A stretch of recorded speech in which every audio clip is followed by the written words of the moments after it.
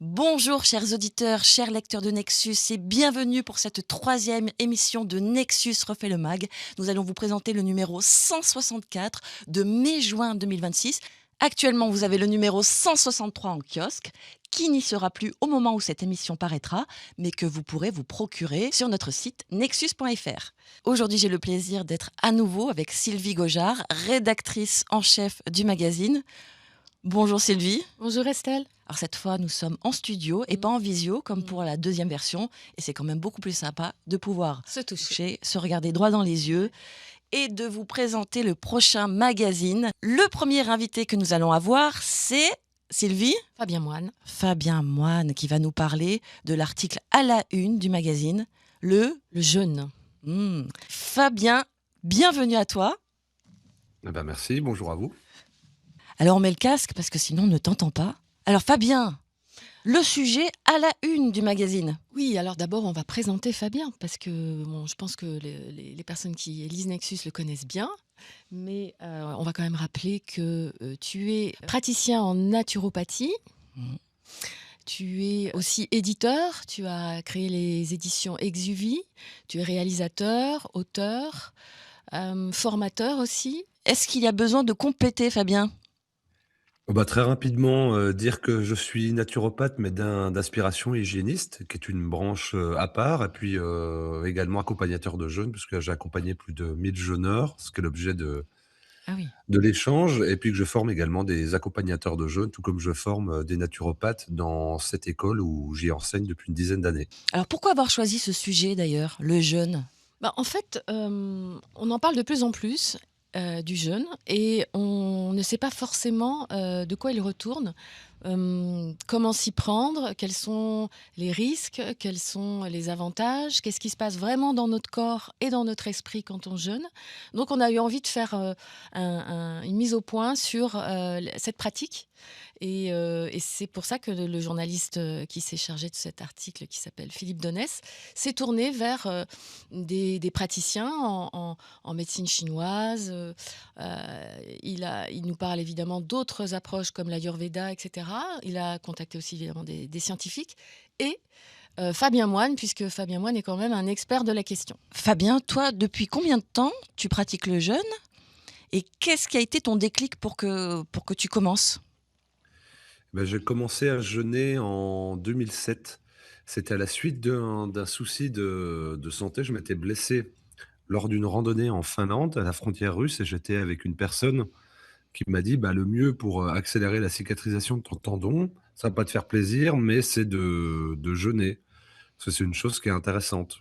Mais elle m'a dit ça cette personne, en me disant presque de manière provocante, et j'ai dû être rapatrié, et en revenant en France, j'étais immobilisé et j'ai commandé des livres sur le sujet et ça m'a parlé. Bon, j'avais déjà une alimentation qui était que végétale à l'époque, que bio, donc je m'intéressais beaucoup à la santé, mais j'avais pas, le la question du jeûne était très lointaine, et donc profitant de cette période de convalescence forcée où je pouvais pas bouger, j'ai lu énormément sur le sujet et ça m'a tout de suite parlé de manière intuitive, et j'ai commencé à pratiquer 24 heures plusieurs fois, puis 36 heures, puis 48 heures, puis 72 heures, et ensuite j'ai été, amené à faire, 1 semaine, et c'est devenu directement une passion à la fois, intellectuelle et à la fois personnelle, parce que je voyais des améliorations très significatives sur ma santé. Donc la rencontre s'est faite de manière très opportuniste, grâce à un conseil jeté à la cantonade, pour un bénéfice, très très symptomatique, et puis ensuite j'ai creusé et ça fait, 20 ans que j'arrête pas de creuser la question. Alors c'est vrai que tu parles de la Russie, il y a véritablement une tradition du jeûne en Russie, mais toi tu considères qu'il y a une dimension supplémentaire dans le jeûne qui n'est pas forcément présente dans l'approche russe. Est-ce que tu peux nous parler de cette dimension spirituelle? Disons que la dimension spirituelle, c'est celle qui, pour moi, me semble la plus manquante, notamment dans le jeûne occidental. On aborde souvent le jeûne, comme je l'ai dit, juste avant, d'un point de vue médico, pratique, physiologico-biologique, alors qu'en fait, ça permet une épure, très forte. Plus on est dans un système en tension, au niveau mental, au niveau logistique, où on est dans un rythme très stressant, très anxiogène, plus on s'éloigne de notre rapport à la spiritualité et au sens des choses. Et donc j'ai observé rapidement que les gens qui venaient au jeûne, c'était pour des bénéfices physiologiques, pour consommer du jeûne, mais en définitive, ce qu'ils contactaient, c'était un bien-être au-delà de l'effet physique. Sauf qu'il y avait peu d'espace pour exprimer ça dans les accompagnements de jeûne et même dans les propositions qui en étaient faites dans des ouvrages. Alors on se retrouvait avec des choses paradoxales. À la fois, il y avait des personnes qui vantaient le jeûne d'un point de vue hygiénique et c'était le gros de la littérature. Ou sinon, c'était des spiritualistes ou des religieux qui parlaient du jeûne, bah, comme notamment les périodes de carême. Il y a beaucoup d'écrits de chrétiens, mais vraiment, que ce soit dans la tradition orthodoxe, dans la tradition copte ou dans la tradition catholique, notamment. Et puis évidemment, il y a Ramadan et Yom Kippour pour d'autres religions. Mais eux n'abordaient pas les bénéfices hygiéniques. Donc finalement, c'était deux espaces qui ne se rencontraient pas du tout. Mmh. Et moi, je trouvais ça très intéressant de les mixer.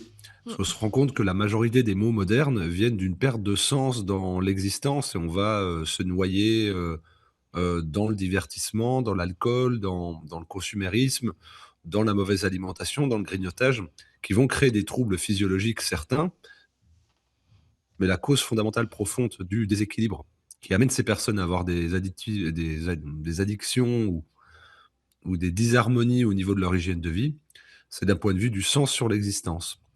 Et donc, quand on va faire du jeûne, on va se mettre en retrait volontaire de beaucoup d'activités, de beaucoup de personnes, de beaucoup de réflexes, de beaucoup de petits rituels qu'on a au quotidien et de la nourriture qui est un élément de compensation important ou d'apaisement.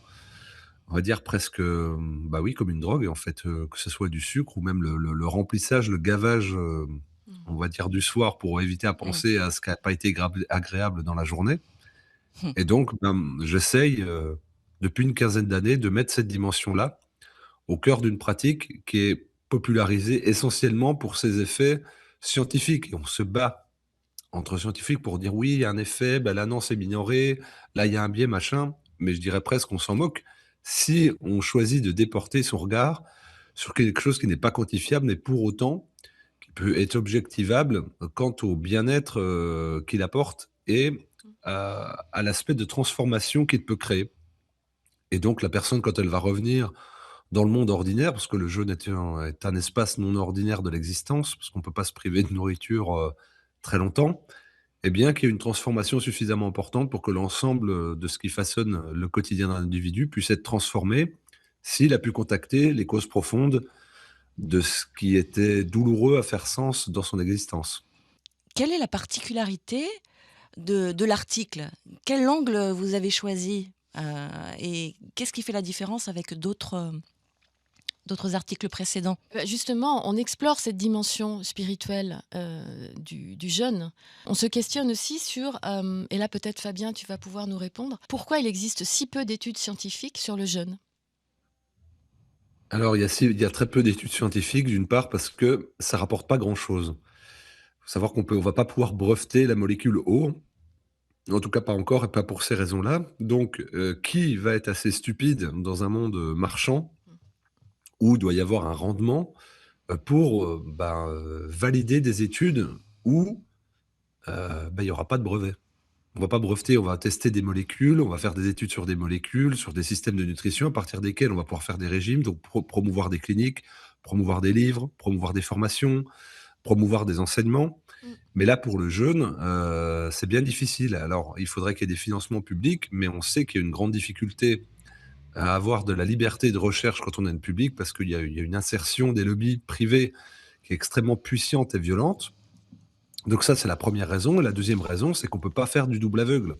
On va pas pouvoir autant on peut donner des placebos à des personnes qui sont atteintes de même pathologie, admettons Ouais. l'asthme, Mmh. et on va donner une molécule, à l'un, «innovante» entre guillemets et puis l'autre un placebo et puis on va observer le groupe témoin. Mais on peut pas faire un groupe témoin avec des jeûneurs en disant: «Bah, là, ce que tu es en train de boire, c'est une boisson hyper nutritive». Personne va bien se rendre compte que c'est de l'eau. Mmh. Donc il y a ces 2 difficultés-là et ensuite, c'est des paramètres qui sont, multi-circonstanciels. C'est-à-dire que quand on décide de faire de l'étude de terrain, ce que fait, l'hygiénisme ou la naturopathie, Mais on se rend compte qu'en définitive, on va se retrouver dans la même problématique que l'homéopathie. C'est que chaque personne va réagir différemment en fonction de son système nerveux et de son énergie vitale. Et donc, par exemple, quelqu'un qui va jeûner, moi j'ai une expérience clinique de plus de 1000 jeûneurs accompagnés sur au moins une semaine, et ben pour des personnes qui viendraient, par exemple, sur l'arthrose, eh bien, il y en a qui vont en avoir un effet rapide, avoir un effet antalgique par le jeûne et restauratif au bout peut-être de 2 jeûnes d'une semaine. Mmh. Et puis d'autres, ça sera pas le cas, mais la personne qui va, où ça sera pas le cas a priori, bah, elle aura peut-être un problème de fatigue, donc le jeûne va travailler sur remonter son énergie nerveuse. Peut-être que là, elle aura un autre trouble, gastro-entérologique et que l'énergie nerveuse du jeûne va se porter en priorité là-dessus et qu'on va dire: «Bah, vous voyez, le jeûne, ça marche pas pour cette personne au niveau de l'arthrose». Donc en fait, là, on rentre dans le terrain. Les études sont faites de manière systémique sans tenir compte de la notion du terrain, et de l'histoire spécifique de l'individu. Or, quand on étudie précisément le mécanisme du jeûne, c'est un processus subconscient, mais qui est à l'œuvre de manière naturelle toute la journée. Là, nous sommes en train d'échanger, mais vous êtes en train de détoxifier par les voies pulmonaires. Vos néphrons au niveau des reins sont en train de filtrer des déchets métaboliques. Vous avez des selles qui progressent dans le tractus digestif. Vous avez une légère sudation. Votre foie accomplit des fonctions métaboliques de détoxination, élimination, voire même régénération. Et donc, on est à l'œuvre tout le temps dans un processus Mmh. qui est hyper amplifié dans le jeûne. Mmh. Mais comment on va pouvoir, observer quelque chose qui est en fait tout le temps à l'œuvre?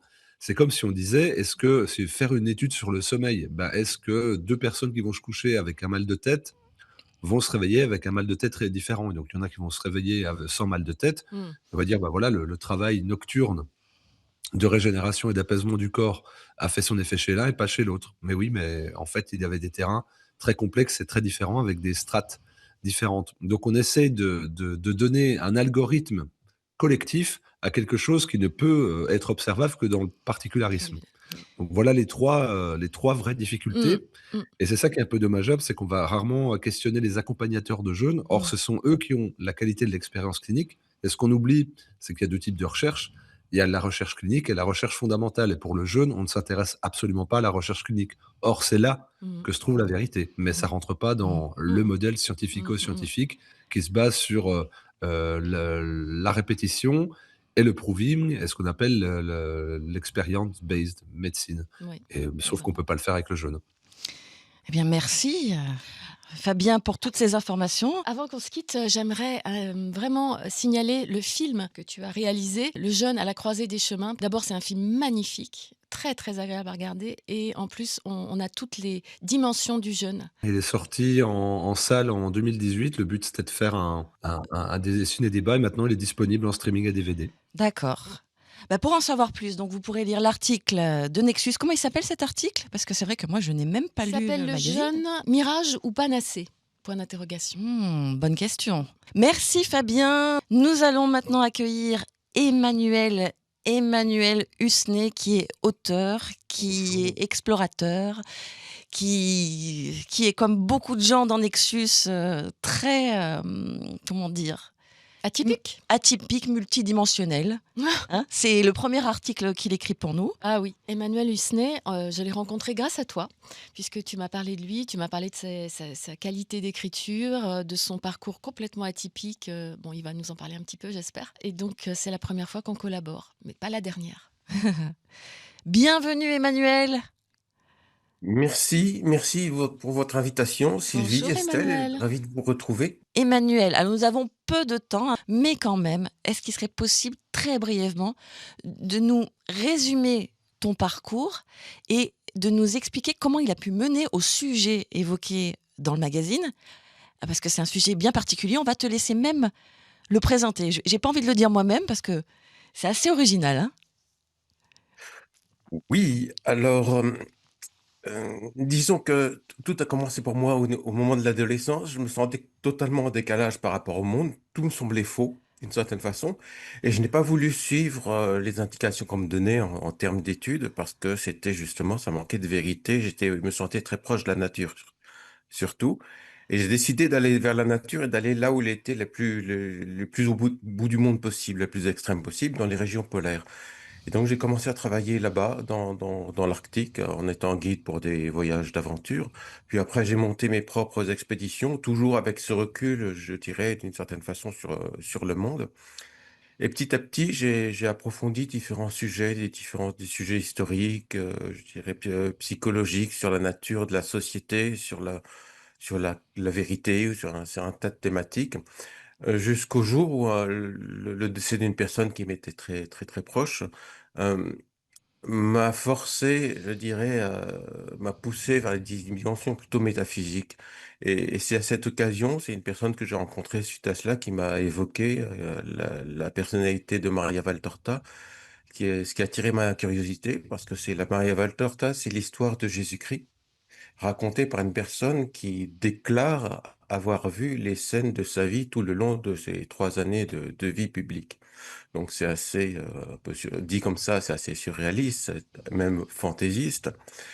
Or, j'ai voulu faire l'effort d'entrer dans ce texte de manière à essayer de percer, en fait, le mystère du christianisme, en définitive, qui nous conditionne beaucoup plus qu'on ne l'imagine, qui a moins d'importance aujourd'hui, mais qui est tout à fait fondamental par rapport à ce que nous sommes actuellement, ou ce que nous devrions être. Et c'est ainsi que j'ai découvert un texte pas forcément facile d'accès, parce qu'il est très long. Mmh. Il y a beaucoup de descriptions, il y a beaucoup d'aspects théologiques, mais en même temps, ça reste très bien écrit, très fluide, très accessible et extrêmement détaillé. Alors, est-ce que tu Et peux nous parler de Maria Valtorta? Qui elle était? Parce que c'est un destin, incroyable. oui, oui, là aussi, c'est vraiment particulier. Ben, c'est une jeune femme tout à fait ordinaire, hein, italienne. Elle est née sur la côte nord-ouest, en Toscane, en Italie. Son père était sous-officier, sa mère était professeure de français, et voilà, tout se passait à peu près bien, sauf que sa mère était très protectrice, quoi. Elle lui a empêché d'ailleurs de correspondre avec son amoureux, donc elle est restée sans amoureux toute sa vie à cause de sa mère. Mmh. Donc ça a été un traumatisme très profond pour elle. Là-dessus, elle subit un attentat, en définitive. C'est un anarchiste qui lui brise les reins avec une barre de fer, non, avec une barre de fer dans la rue. Et suite à cela, elle restera alitée, elle ira mieux à un certain moment, puis après elle sera atteinte par différentes pathologies qui vont faire en sorte qu'elle devra rester au lit, donc grabataire, pendant les 28 années qui lui resteront à vivre. Ah, Et c'est donc au fond de son lit qu'elle va commencer à écrire Voilà, voilà, sur, la vie sur de Jésus. le conseil de ce confesseur, parce qu'il lui a demandé, compte tenu de son parcours personnel qui était assez extraordinaire en définitive, c'est surtout sur le plan psychologique. Il va lui demander d'écrire sa propre vie. Donc, elle va s'exécuter en quelques mois. Et suite à cela, elle va commencer à déclarer qu'elle a reçu la visite de Jésus et qu'elle a eu des visions. Voilà. Et mmh. là-dessus, son confesseur va lui donner des cahiers d'écolier, hein, comme on trouve encore aujourd'hui. Et elle en remplira plusieurs centaines. Donc, ça fait 16 000 pages en tout.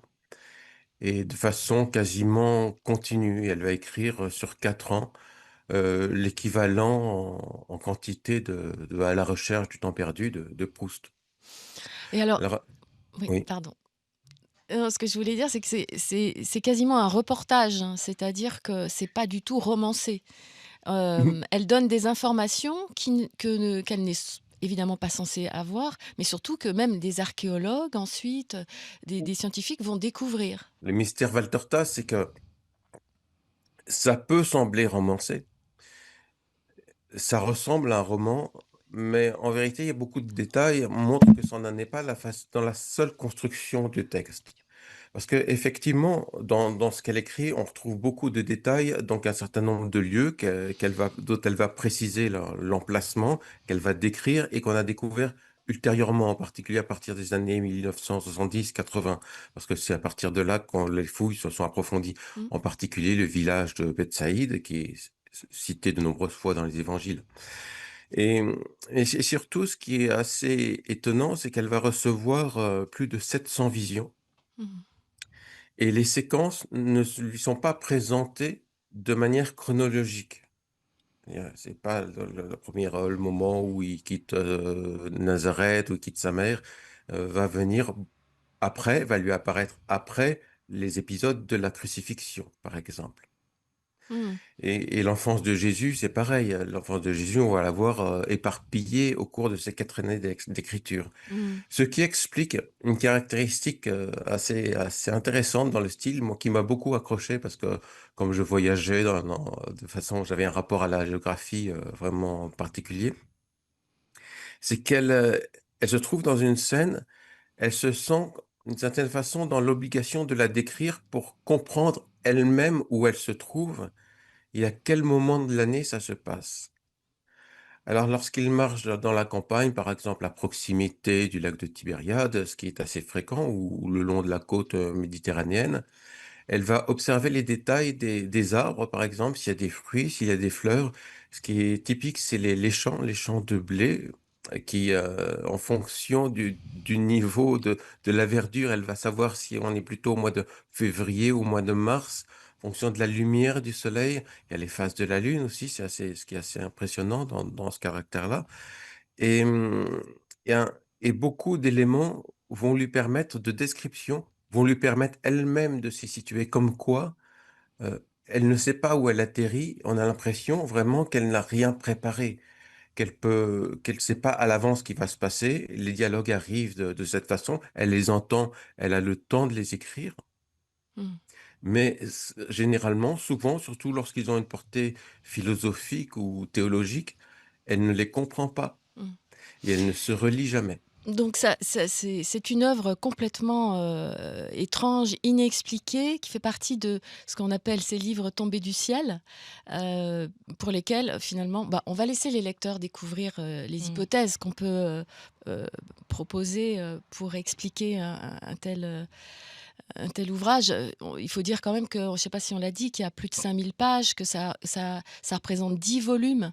Enfin, c'est une lecture, c'est une ascension intellectuelle incroyable de Oui, il parcourir faut toute cette vraiment œuvre. avoir l'intention ferme Ouais, de le lire, d'y ouais, arriver. ouais. On ne peut pas survoler cette œuvre. De toute façon, si on ne lit que quelques pages, on va vite arrêter parce qu'on ne va pas saisir C'est l'intérêt vrai, de ce travail. c'est vrai. Mais au bout d'un moment, effectivement, on se retrouve plongé dans la Palestine du 1er siècle et on est avec Jésus. C'est quand même assez Et fabuleux. Ouais, merci. Et pour finir, Emmanuel, vraiment en quelques mots, toi, donc tu as lu tous les volumes. oui, bien sûr. Plusieurs fois. Qu'est-ce que ça a changé en toi? Et qu'est-ce que ça qu'est-ce que ça a réveillé en toi ce texte? Eh bien, disons que ça a réveillé un intérêt pour le christianisme, fondamentalement.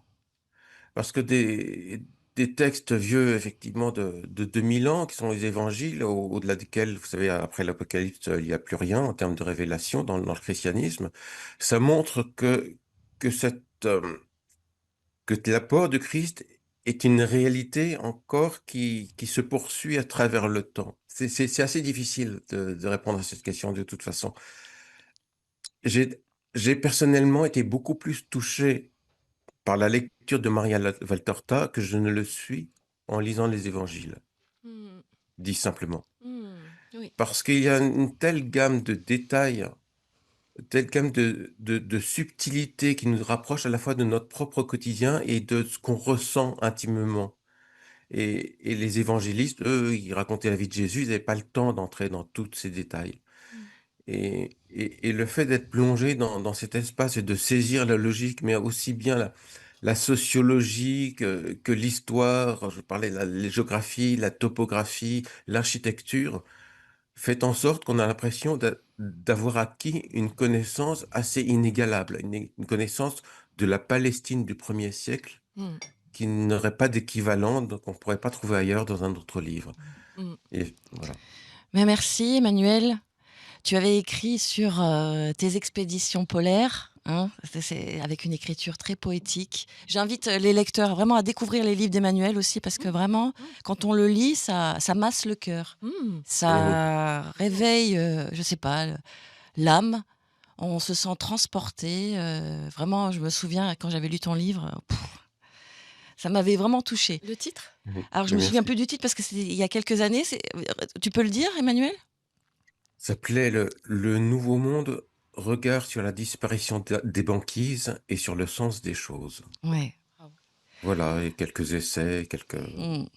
quelques tentatives, oui, pour comprendre le monde et en particulier par rapport aux enjeux climatiques et écologiques, Mmh. dont on parlait beaucoup à un certain moment, un petit peu moins aujourd'hui, mais qui sont bien réels. Mmh.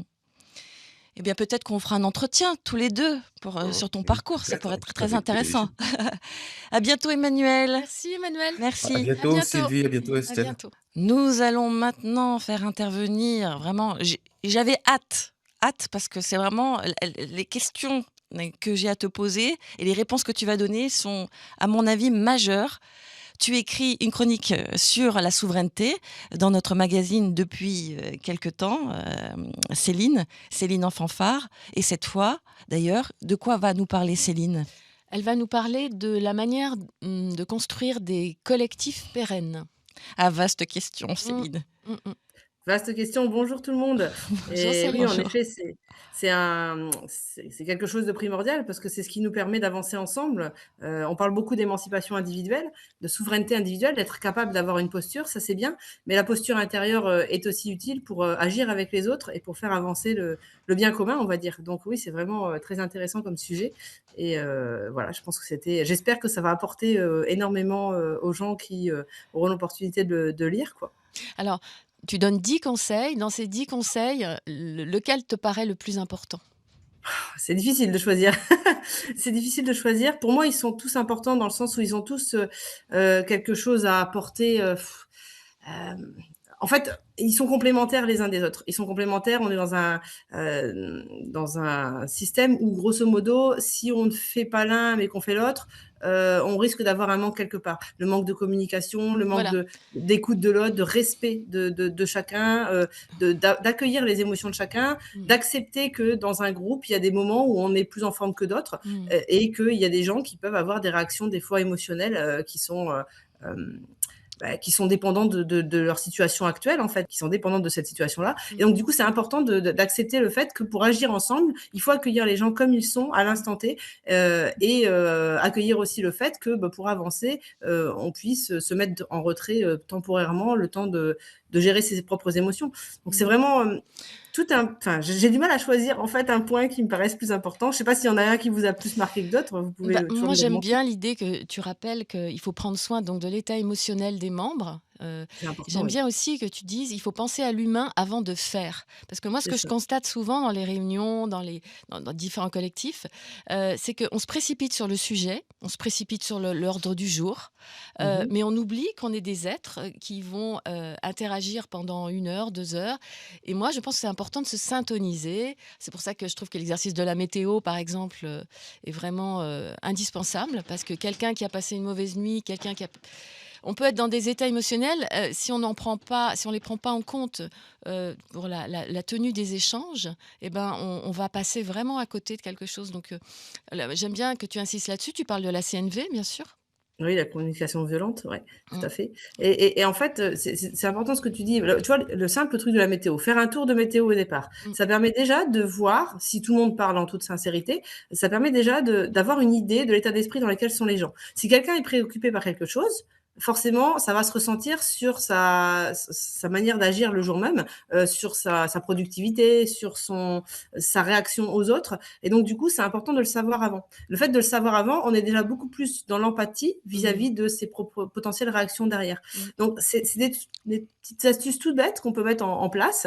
Il y a vraiment, j'ai cité à pas mal de reprises l'Université du Nou dans l'article, qui a fait un travail extraordinaire Ouais. en termes de gouvernance partagée, sur des outils, des méthodes, des manières de faire. Et c'est vrai que nous, on se forme, je dis nous, parce que je suis dans un groupe où on fait se rencontrer des gens qui agissent ensemble, et Mmh. on essaye de se former un maximum à cette gouvernance partagée, de manière à pouvoir être en mesure d'écouter chacun et de faire avancer les projets, même si ça doit avancer plus lentement que si on y allait à fond les manettes. Mais si on y va à fond les manettes, on perd le côté humain et Ouais. donc du coup, à un moment, ça explose. Ça, Mmh. c'est quasi systématique, quoi. À moins d'avoir une hiérarchie, un truc pyramidal, mais dans tous les cas, ça sera pas viable ou ça sera pas intéressant pour les gens humainement parlant, C'est ça. quoi. Et c'est pas ce qu'on cherche dans les projets qu'on porte actuellement. Mmh. Oui, parce que je pense que parmi les auditeurs, il y en a beaucoup qui sont engagés, qui ont dû créer des associations ou des collectifs d'action. Et c'est vrai que très, très, très souvent quand même, hein, mais c'est d'ailleurs la même chose dans les groupes de musique. On m'avait dit, Estelle, à l'époque où je faisais de la musique, il y a pas que le talent qui compte, c'est même pas le point majeur, c'est Mmh. l'entente dans le groupe et il y a beaucoup de groupes de musique aussi où ça part en cacahuète malgré le talent. Tout à fait Donc et on a tous nos talents, comme tu dis, on a tous, des choses à partager, des choses à apporter au groupe, mais si on n'est pas en mesure d'agir avec les autres et ben, on va garder ses idées pour soi, on n'arrivera pas à se faire entendre et on va tous être frustrés. En final, la crise, qui a eu lieu ces dernières années, au niveau sanitaire, a lancé beaucoup de groupes, beaucoup de collectifs, beaucoup d'associations et la majorité ont fini par s'essouffler parce que justement le côté humain fait qu'on s'oublie. En plus, c'est ça aussi qui est important, c'est qu'on s'oublie énormément. On s'investit tellement à fond, convaincu de ce qu'on fait par vocation, et c'est très bien, hein, il faut avoir cette vocation, cette passion, mais cette passion ne doit pas nous aveugler au point de nous ignorer nous-mêmes. Et chacun a la responsabilité de s'occuper de soi, ça c'est déjà quelque chose d'important, mais on a aussi la responsabilité d'être au moins aux aguets vis-à-vis des autres et d'être dans l'écoute, dans le partage. Donc, c'est vraiment des outils qui sont mis en place et qui sont proposés en tout cas par l'Université du Nou. Moi, j'ai essayé de les regrouper, de faire des parallèles avec les fonctions organiques du corps humain pour Mmh. montrer un petit peu que chaque organe a sa fonction et qu'on ne peut pas demander à... Enfin, l'idéal, c'est de laisser chaque organe s'occuper, donc de donner des rôles au sein d'un collectif en fonction des affinités de chacun, des capacités, de ce qu'on a envie de faire aussi. C'est bête à dire, hein, mais si on fait des choses qu'on n'a pas envie de faire, bah, ça va pas avancer beaucoup, quoi. Alors que si on écoute les envies de chacun, dans chaque collectif, dans chaque regroupement d'êtres humains, il y a toujours des gens qui ont envie de faire des choses que les autres n'ont pas envie de faire et inversement. Donc on arrive, je pense, toujours à trouver le moyen de s'organiser ensemble si on prend le temps de s'écouter et accepter que parfois les rôles peuvent changer en fonction des besoins, des envies, de ce qu'on ressent en ce moment-là, etc., quoi. Et accepter que des fois on puisse avoir des gens qui se mettent en retrait, le temps de gérer leur situation personnelle ou le temps voilà, d'être à nouveau en mesure de revenir, c'est aussi possible. Donc c'est vraiment l'écoute, l'empathie, la bienveillance, c'est des choses qui me paraissent primordiales. Et dans tout ce qu'on a évoqué dans l'article, bah, régulièrement, ça revient pour prouver que malgré tous les outils qu'on peut mettre en place de gouvernance, il ne s'agit pas que de dire on fait comme ci, on fait comme ça, ou on suit tel schéma. C'est de rappeler que l'être humain doit être au centre. Mmh. alors oui, mais comment faire pour éviter certains travers qu'on retrouve, très régulièrement? Moi, ce que j'ai pu observer, par exemple, c'est qu'on a beau vouloir, se dire au départ: «Ça va être horizontal, il y a pas de pyramide». Très, très souvent, au bout d'un moment, il y a un système pyramidal qui se met en place avec les gens qui ont plus de temps, qui ont plus d'idées, qui sont moteurs et qui vont prendre le dessus sur les autres. Moi, j'ai vu ça régulièrement et donc après les autres se démotivent. Qu'est-ce qu'on peut voir aussi, finalement aussi, on peut voir que c'est toujours les mêmes qui font à la fin, qu'au début on est très, très motivés, on est 10, 15, 20 et qu'à la fin on Mmh. est 2, voire, moins encore à faire. Donc à porter le truc sur son dos, donc après au bout d'un moment on est fatigué donc on C'est arrête. ça. Donc est-ce qu'il y a des outils de prévention? C'est-à-dire que est-ce que dès le départ, dès qu'un groupe se forme, en fait, il faudrait déjà mettre en place comme un accompagnement, comme des outils dès le départ pour Bah, éviter que ça se produise? c'est ça, c'est un petit peu ça que j'ai essayé de lister dans le truc. Déjà, la raison d'être, c'est le truc tout bête. On est là pour une raison commune, mais il y a le côté affinité aussi, parce qu'on peut être regroupé pour des raisons qu'on partage, mais si on n'a pas des affinités, ça va être compliqué. Donc, il faut aussi mettre en place ça. Mais tant qu'on agit tous pour la même raison d'être, en faisant attention de ne pas être dans la projection, de ne pas être dans le... euh, en fait, ces outils-là qui sont évoqués, alors j'en ai évoqué qu'une partie, hein, sur l'Université du Nou, on en trouve énormément plus, mais c'est déjà une base, une trame qu'on peut respecter pour avancer. Là, tu parlais d'un truc tout bête, c'est le fait que ça soit souvent pyramidal. Je ne sais pas si le terme de pyramidal je pense qu'on aurait beaucoup à gagner à accepter d'agir avec, alors il y en a qui appellent ça les cercles, par exemple, où grosso modo, on accepte le fait que si on ne peut pas s'investir autant que les autres, on leur confie la responsabilité, on leur confie Merci. le soin de gérer telle tâche qu'on n'a pas le temps, dont on n'a pas le temps de s'occuper. Je vais donner un exemple Mmh. tout bête, l'organisation d'un événement. Pour l'organisation d'un événement, il va y avoir plusieurs rôles à définir sur un événement. Je sais pas, on parlait du festival Nexus par exemple. Il y aura plusieurs rôles à définir. Il va y avoir quelqu'un qui va gérer les bénévoles. Les bénévoles, il y en a qui vont faire le côté installation, il y en a qui vont gérer le côté accueil, il y en a qui vont gérer il y a ceux qui vont venir faire des conférences. Voilà, il y a vraiment tout plein de types de gens et il va falloir faire en sorte que ces gens-là soient reliés ensemble. C'est pas possible que tout le monde sache ce que tout le monde fait. Enfin, c'est pas possible.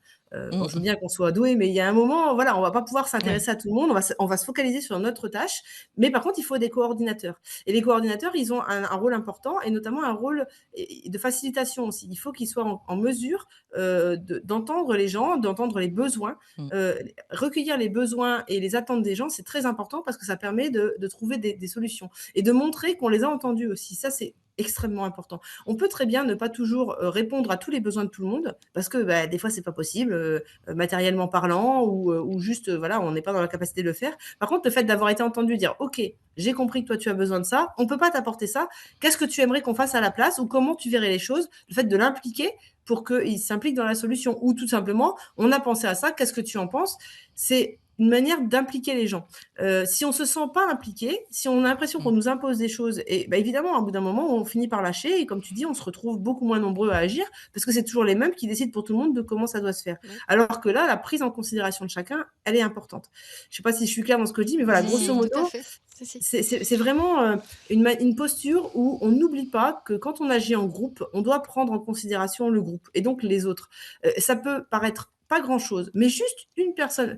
Souvent, on cite ouais, mais il y a toujours quelqu'un qui va venir mettre le boxon. C'est C'est vrai. vrai, des fois, il y a des gens qui s'impliquent, qui viennent et qui ont tendance à, alors volontairement ou pas, hein, c'est pas toujours volontaire. Il y a des gens qui des fois n'ont pas forcément la fibre pour agir avec les autres.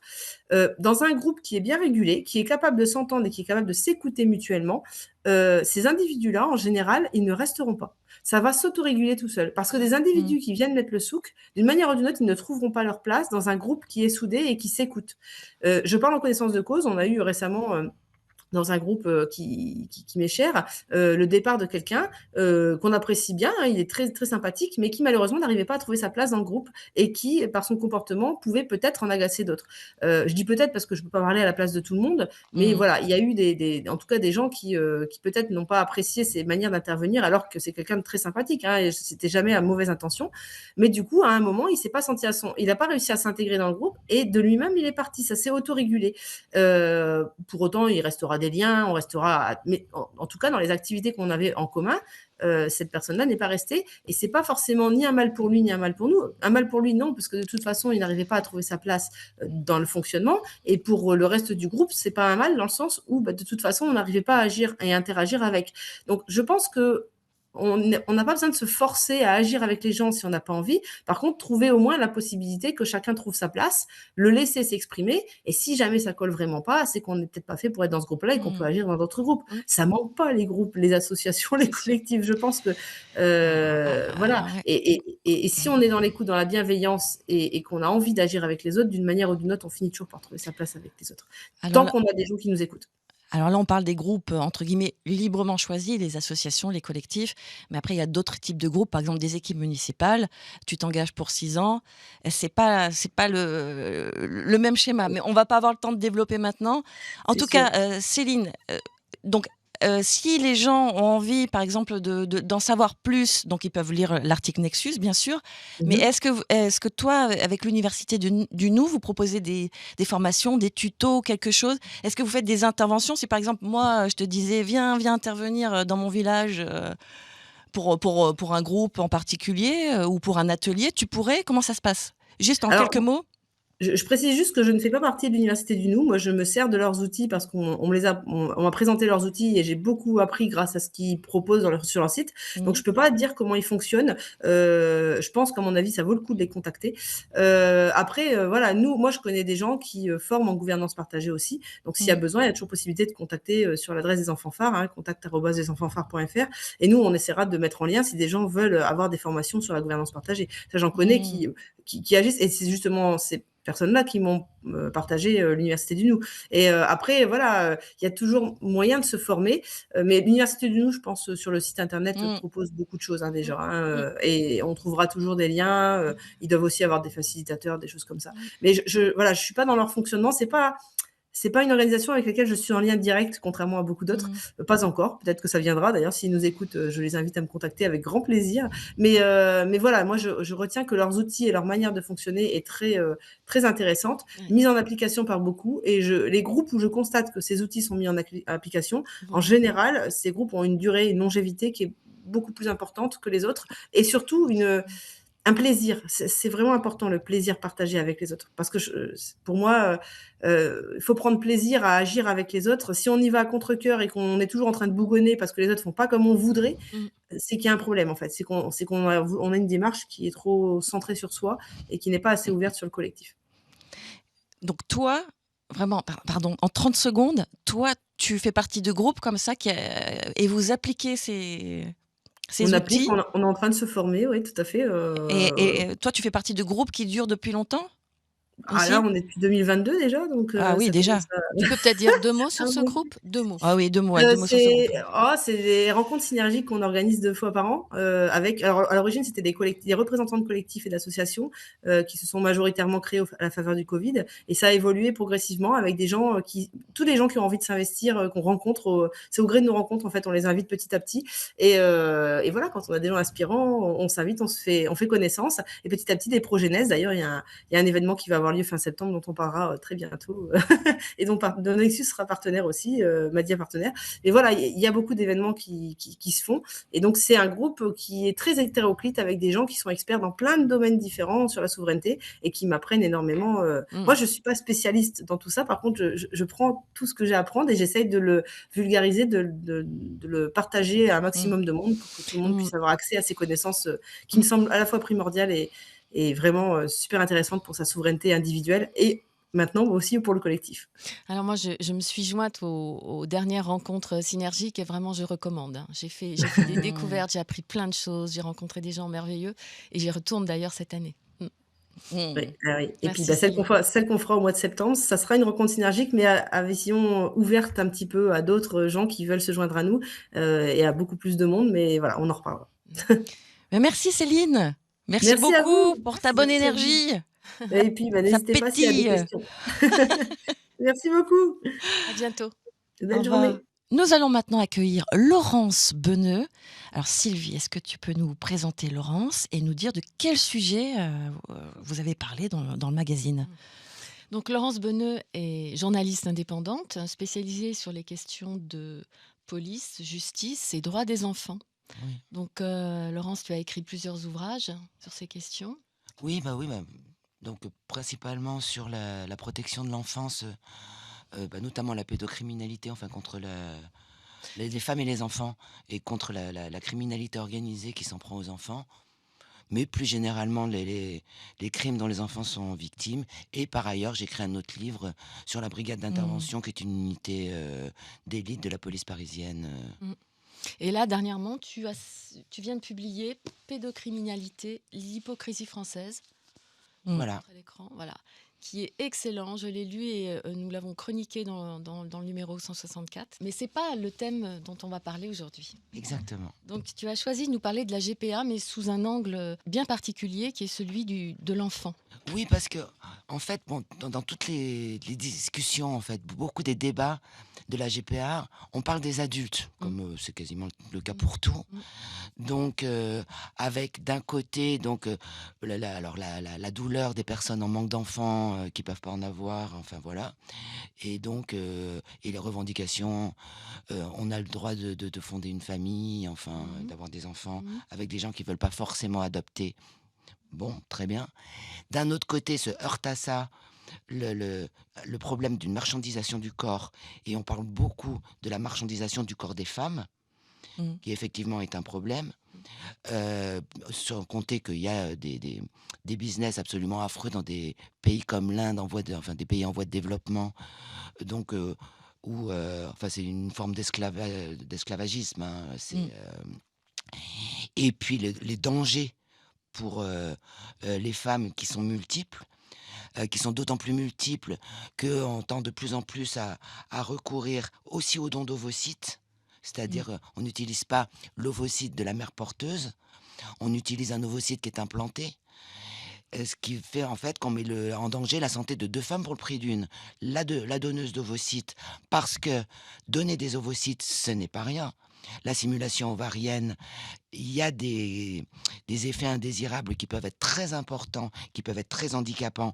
Le plus grave des effets indésirables étant quand même la mort, même si elle est rare et ça arrive. On peut mourir en donnant des ovocytes? On peut, bien sûr, Oui. on peut mourir de la simulation ovarienne, C'est rare, mais dans les cas les Mmh. plus graves, ça arrive. Ce D'accord. qui est beaucoup moins rare, c'est un syndrome, le syndrome d'hyperstimulation ovarienne, qui entraîne, et on se garde bien de le dire d'ailleurs aux donneuses, qui entraîne des douleurs qui peuvent être très très importantes, et en gros, qui peuvent vous foutre en l'air plusieurs mois ou une année. D'accord. Et puis de toute façon, après on va le prélever, il y a une anesthésie générale, enfin c'est jamais Mmh. neutre, une intervention chirurgicale. Et après, il y a l'implantation chez la mère porteuse, avec toute une batterie de traitements, parce qu'en plus, du coup, il faut éviter le rejet. Mmh. Avec donc toute grossesse est à risque de toute façon, c'est pareil, hein, c'est un processus naturel. Cependant, il y a des risques inhérents à la grossesse, et là, ces risques sont augmentés. Donc, plus de risques d'hémorragie, bon, et je parle même pas, on en parlera après, des issues, des problèmes juridiques de ces contrats de GPA. Bref, on parle de ça, qui sont des vrais sujets, qui sont des vraies questions, qui déjà font qu'il y a quand même un fort mouvement pour s'opposer à la GPA, à cette marchandisation du corps des femmes. Mais l'angle qu'on a choisi pour Nexus, c'est l'enfant. Parce que celui dont on ne parle jamais, Mmh. c'est l'enfant qui va être arraché à la mère qui l'a porté. Mmh. Qui d'ailleurs, avec aussi un flou sur ses origines, l'enfant que euh, Anne Stroptoma appelle le petit sans-voix, Oui, c'est ça. donc est une psychologue qui est spécialisée dans la très jeune enfance et dans la, la- La vie la- intra-utérine. oui, voilà, exactement. Donc, parce qu'en fait, ça commence à être documenté, tout ça commence à être documenté. On sait qu'il ne se passe pas rien pendant la grossesse entre une mère, son enfant et l'environnement. Et même pour la mère, ça doit être, bizarre Non, mais Oui, rien que pour l'enfant, c'est vrai que Non, ça, mais c'est une espèce d'angle mort. ah oui, c'est ça. non, On mais pensait les 2? qu'il se passait rien, que l'enfant se Mmh. développait sans prendre en considération les processus de l'attachement et de l'affect qui est déjà là entre la mère et l'enfant pendant la Ah grossesse. oui, l'affect. Ben oui. Et donc, Mmh. par exemple, d'ailleurs, donc Anne qui a écrit un livre, en fait, elle explique, elle commence en fait en prenant des exemples qui ne sont pas des exemples de GPA, mais des exemples de traumatismes qui ont commencé en fait in utero. C'est-à-dire des enfants qui vont être suivis parce que ils ont des problèmes, parce que voilà, il y a des désordres, et qui vont se résoudre au moment où on va identifier un traumatisme qui s'est passé dans le ventre de la mère. C'est-à-dire que Ah. elle explique, donc elle donne des exemples concrets, ou par exemple une mère qui a un deuil qui est très important Mm. pendant sa Mmh. grossesse. Donc évidemment, elle est traumatisée elle-même, elle est Mmh. focalisée sur autre chose, et le bébé va sentir que il y a voilà, il y a ce Mmh. traumatisme, parce que il va y avoir des afflux de cortisol. Enfin, il y a tout un Mmh. processus chimique qui se passe, par exemple, quand on a un deuil. Et en fait, ça va lui donner un sentiment de rejet, parce que il fait pas le tri, lui. Il sait pas pourquoi. D'un seul coup, il y a ce bombardement de cortisol. Enfin, il y a tout ce qui se passe pendant son développement. Donc, elle explique que, en fait, et là, les enfants ont tendance à le prendre pour eux, entre guillemets. Voilà, il n'y a pas de ce discernement-là. Et elle explique que dans des thérapies après sur des enfants qui sont très jeunes, les, les symptômes, ou les malaises, ou les réactions, ou la peur de l'abandon, va cesser à partir du moment où l'explication va être donnée, où il va y avoir des mots qui vont être posés sur ces événements qui se sont produits in utero. Mais alors, ce qui est intéressant, c'est que là, on parle de trauma, sauf que elle explique que là, en l'occurrence, dans une GPA, il n'y a pas forcément de trauma. Mais qu'est-ce qu'il y a? Il y a quelque chose qui est complètement perverti, c'est-à-dire, elle dit par exemple que l'enfant est relationnel dès la vie intra-utérine, et que le tissage du lien mère-enfant est la source d'influence de toutes les relations futures de l'enfant. Donc, elle dit aussi que la principale compétence du bébé à l'intérieur de sa mère, c'est d'être un capteur d'amour qui lui permette de percevoir finement s'il est attendu ou pas, avec joie ou pas. Ah. Donc c'est là, il se joue quelque chose qui n'est pas donc d'ordre traumatique, Oui, mais qui vient toucher quelque chose d'essentiel, qui est leur relation entre la mère et l'enfant. oui. En fait, je commençais par ce côté traumatique Oui. parce que ça rend visible, là pour le Oui. coup, ces exemples concrets qui sont donnés, Mm. avec ces améliorations après ces guérisons, à partir du moment où on a identifié ce trauma qui s'est passé intra-utéro, ça rend réellement visible que il se passe quelque chose et que ce qui se passe a un impact. Donc après, effectivement, elle dit, bah, Oui, parce que ce trauma dont tu parlais tout à l'heure, il peut se passer même dans le ventre de la vraie maman. C'est pas le trauma en lui-même qui non, est. c'est juste c'est- pour illustrer voilà. qu'il se passe quelque chose Mm. dans le ventre. D'accord. Qui va C'est impacter ça. la vie. Voilà. Il se passe, il y a quelque chose Qui se entre, transmet. entre Mm. un bébé qui est en train de se développer Mm. euh, et la femme qui le porte, la mère qui le porte. Donc après, effectivement, là où c'est encore plus grave parce que ce sont des abandons programmés finalement. Enfin, Mm. finalement, ce sont des abandons programmés. Mm. Même si on a déjà les parents adoptifs ou enfin qui vont accueillir l'enfant après. Mm. Donc, il est évident que la femme ne va pas investir sa grossesse de la même façon, puisqu'elle doit se conditionner à l'idée d'abandonner le bébé dès la naissance. Mm. Alors que la chimie qui se met en place à partir du moment où elle est enceinte, c'est une chimie d'attachement C'est ça. qui va produire. Voyez, voilà, c'est là qu'il y a un vrai. Donc, il y a, voilà, c'est très déchirant en fait. Donc, mais d'ailleurs, l'Académie de médecine émettait des réserves sur la GPA. Déjà, je me rappelle plus, c'était en 2008 ou 2009, enfin, je veux dire, il y a longtemps. Donc, c'était parce qu'ils avaient été interrogés, c'était dans le mouvement du mariage pour tous. Donc, parce qu'évidemment, après, il y avait ce problème Oui. d'enfant. Et donc, notamment dans l'homoparentalité, notamment bon, les hommes, parce que encore une femme peut porter son enfant, un Mm. homme il peut pas. Hein, il a automatiquement recours à. Enfin, je veux dire, c'est pas la Oui. même chose. Voilà, don de sperme, c'est pas pareil. Donc, l'Académie de médecine, tout en reconnaissant la légitimité d'un désir d'avoir un enfant de ses propres gènes, enfin voilà, d'une filiation génétique, Mm. donc avec au moins un des deux pères, m'était quand même alerté quand même, justement, parce que déjà, il y avait eu des travaux, on savait qu'il se passait quelque chose, enfin des travaux sur la périnatalité, on savait déjà qu'il se passait quelque chose entre la mère et l'enfant pendant la gestation. Il a alerté aussi sur les traumatismes que ça pouvait générer chez la femme à qui on allait arracher l'enfant, qu'elle y soit préparée ou pas, parce qu'on n'est pas fabriqué comme ça, on n'est pas fait pour ça. Et il a alerté sur les conséquences sur le bébé, déjà à l'époque. Et d'ailleurs, il soulignait aussi, au-delà des aspects psychologiques, de tous ces aspects-là, que les enfants nés par FIV, même Mm. les FIV qu'on utilise dans les cas de procréation médicalement assistée, quels que soient les couples, d'ailleurs, développaient certaines pathologies, avaient des fragilités physiques Mm. et étaient surreprésentés dans certaines pathologies par rapport aux autres. Alors, par rapport à la GPA, on a l'exemple de Olivia Morel. Est-ce que tu Ouais. peux nous en parler? Alors, Olivia Morel a écrit un livre. En fait, c'est une jeune femme qui est née par GPA. Donc, elle a appris ça, elle s'en doutait. On lui disait pas, mais elle s'en doutait petit à petit. Il y avait des signes. Enfin, elle voyait bien que sa mère avait pas l'âge. Là, dans ce cas-là, c'est un couple. En fait, donc ils veulent avoir un enfant.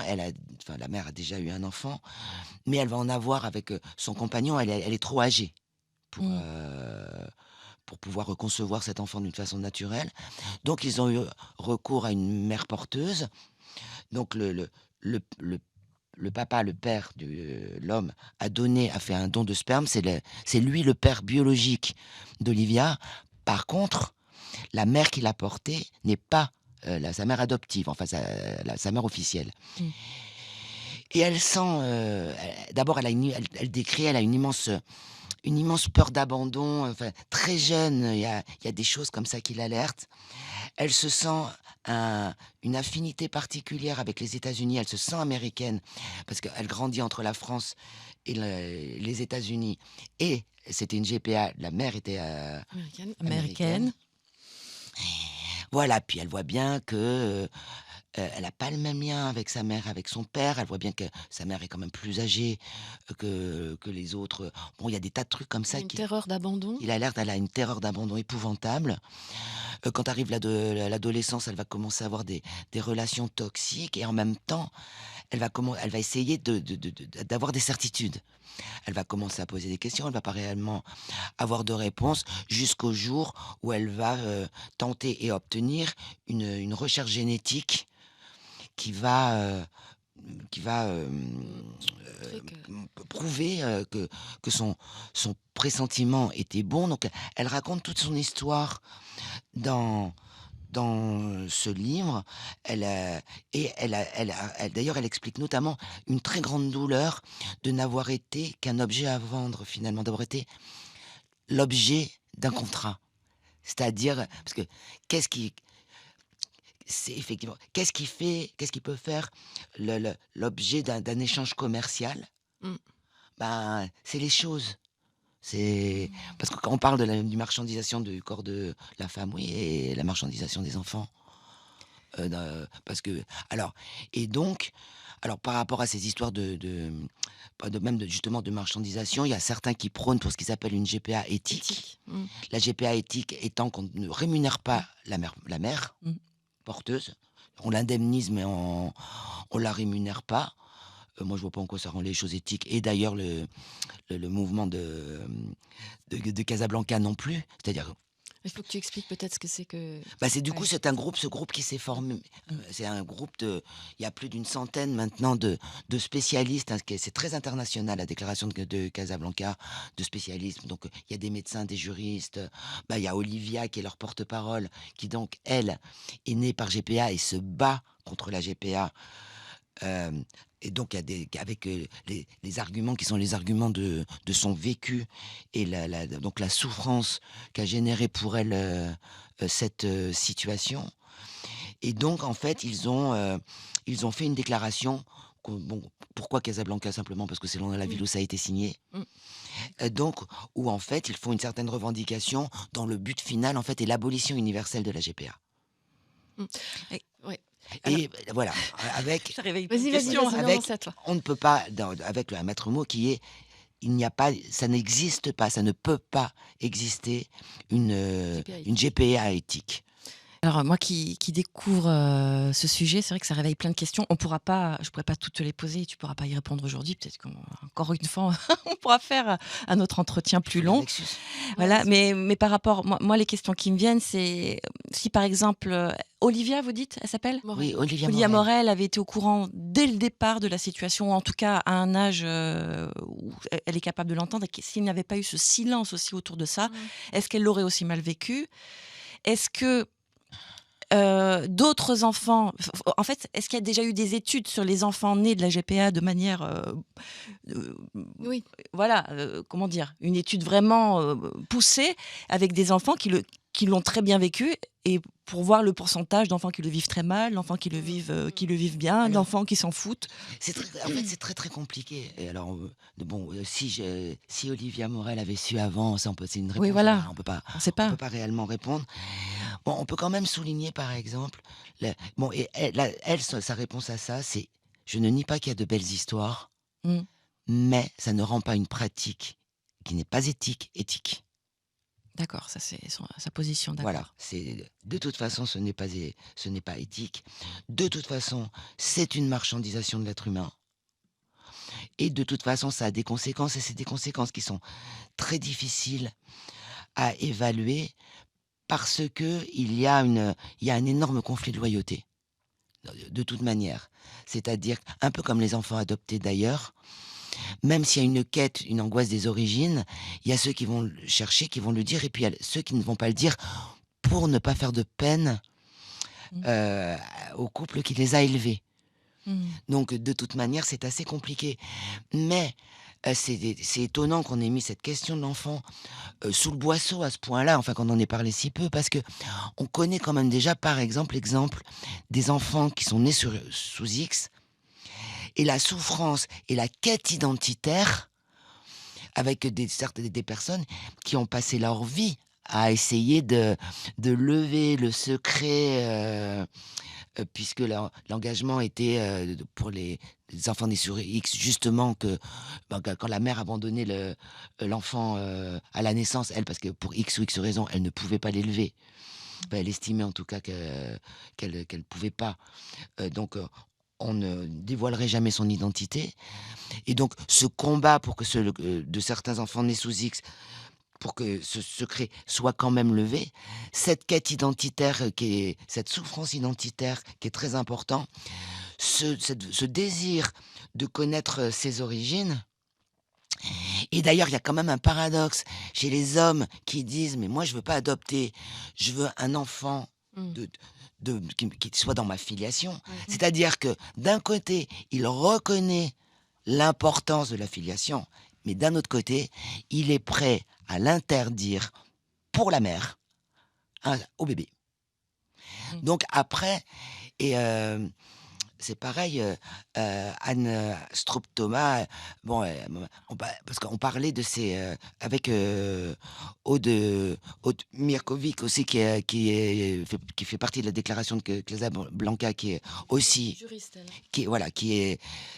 donc qui est présidente de Juristes pour l'enfance. Donc, qui aborde aussi un aspect plus juridique, et donc qui est aussi interviewée dans Nexus. Elles expliquaient qu'on montre les pro-GPA montrent leurs enfants, et il y en a quelques-uns à 7 ans, à 8 ans, à 9 ans, et regardez comme il est heureux, regardez comme il est beau mon fils, regardez comme elle est belle ma fille, etc. Ça veut pas mais ça veut pas dire grand-chose, parce que de toute façon, un enfant n'a pas le choix. Donc il faut voir ce qui va se passer à l'adolescence, il faut voir ce qui va se passer quand il sera plus grand. Accessoirement, il y a aussi les antécédents médicaux, par exemple, qui leur sont inconnus. Et c'est vrai que Straub-Thomas, elle Plein. dit qu'elle prévoit de nouvelles pathologies. Oui. Mais ça, bon, l'avenir le dira. J'espère qu'on se trompe. Ah là là, Laurence, c'est vrai que ça donne envie d'en savoir plus, mais là, on va pas pouvoir poursuivre. Oui, mais c'est dommage parce qu'on n'a pas du tout parlé des enjeux juridiques. Mmh. Donc, écoutez, pour en savoir plus, il faut lire Nexus, Ouais. il faut lire donc avec l'interview de Aude Mirkovic, il faut lire ses ouvrages et ses articles. Voilà, j'ai interviewé Aude Mirkovic, j'ai interviewé Anne Straub-Thomas. Mmh. Donc, leurs livres sont présentés. J'ai parlé du livre d'Olivia Morel que j'avais déjà interviewé par le passé. Donc, je ne l'ai pas réinterviewé parce que, bon, je connais déjà son argumentaire. Ouais. Et puis, voilà, j'ai présenté son livre. Il faut lire son livre. Donc ça doit être très riche. J'ai Oui. hâte de le lire. Merci Laurence, Merci. toi qui étais en plateau. Et maintenant, place à Lauriane Duval. Lauriane qui a déjà écrit 2 articles précédemment dans Nexus sur les ondes et qui va nous présenter aujourd'hui son 3e volet. Et dans ce 3e volet, elle nous donne des clés pour renforcer notre vitalité par rapport à cette pollution insidieuse qu'est la pollution électromagnétique. Donc là, c'est plutôt le volet positif. Bienvenue Lauriane. Bonjour, merci. Est-ce que Bonjour, tu Lauriane. peux nous en dire plus là sur ce 3e volet là? Donc en fait, sur ce 3e volet, on a essayé de comprendre les vulnérabilités qu'on retrouvait souvent chez les électro-hypersensibles pour comprendre comment on pourrait éviter de ne pas basculer dans ces problématiques-là et aussi de renforcer notre vitalité, notre terrain, puisque cette agression silencieuse, elle représente un stress énorme pour le corps et plus on a de la ressource, plus on va être en capacité de la tolérer, de la transcender, cette difficulté. On s'est aperçu que garder des carences, c'est très délétère et une carence en particulier, la carence en iode, mais on a bien détaillé dans le magazine toutes les petites carences auxquelles il faut être vigilant de pas héberger cette faille-là. Il y a aussi le stress oxydatif qui est généré par plein d'autres choses dans la vie, mais qui est vraiment amplifié et presque même phénoménal par rapport à cette pollution électromagnétique. Donc en prenant des antioxydants, mais en veillant aussi à pas avoir d'autres sources alimentaires et autres de stress oxydatif. Oui. Il y a aussi des situations à risque, donc on les a listées. Pour certaines, on peut s'en passer, pour d'autres, non. Parfois, faire 3 IRM, c'est nécessaire parce que on a eu un accident ou des choses comme ça, mais porter certains métaux en bouche ou autre, enfin, voilà, il y a des situations qui sont, on va dire, qu'on peut éviter. Et puis après, par contre, il y a des terrains vulnérables, des tempéraments. On voit par exemple que si vous avez des enfants qui ont des profils qu'on appelle neuroatypiques, donc soit des 10, des troubles de déficit de l'attention avec ou sans hyperactivité, des troubles du spectre de l'autisme, des enfants HP sensibles, qui vont être aussi plus sensibles à ce qu'ils mangent, aux vêtements qu'ils portent, etc. On sait qu'ils ont donc ce qu'on appelle une neuroception, c'est-à-dire une interprétation des menaces, des dangers de leur environnement, des pollutions qui fait plus réagir le système nerveux. Donc eux, on sait qu'il faudra les renforcer, mais aussi les protéger encore plus que les autres, parce qu'un tempérament, ça se change pas, alors qu'une carence, par exemple, ça se corrige. Mhm. Mhm. Alors effectivement, dans ce dossier, tu nous parles aussi des bonnes ondes. Tu nous expliques qu'on peut se relier à des ondes qui nous sont bénéfiques. C'est ça. Parce qu'en fait, dans la vie, il y a tout. Et donc, il y a des ondes qui sont dégénératives et on a bien montré qu'il va être absolument nécessaire de limiter notre exposition. Mais mécaniquement, résiduellement, il va en rester de l'exposition. Et donc, si on contrebalance et qu'on permet à notre métabolisme aussi de se baigner dans des ondes qui lui sont bénéfiques, on va pouvoir limiter l'impact des mauvaises, mais aussi bénéficier de l'impact de ces ondes. Alors, on les a dissociés en 2 gros dossiers. Donc le premier, c'est celles qui sont naturellement à disposition. Et on a aussi mis des clés sur comment mieux en bénéficier. Parce que par exemple, si on dit le soleil envoie des ondes scalaires et d'autres ondes bénéfiques, la question c'est comment je m'y relie un peu plus. Alors après, je dis souvent aux gens en consultation, regardez combien vous passez de temps exposé au rayonnement de vos écrans par rapport à la lumière naturelle. Dedans, par rapport à dehors. Enfin voilà, il y a déjà des choses très très simples comme ça. Pareil, quand on parle de se relier à la vibration de la Terre, au rayonnement électromagnétique de la Terre, à cette résonance de Schumann qui a 7,83 Hz, et pour ceux qui connaissent les ondes cérébrales, ça correspond aux ondes alpha.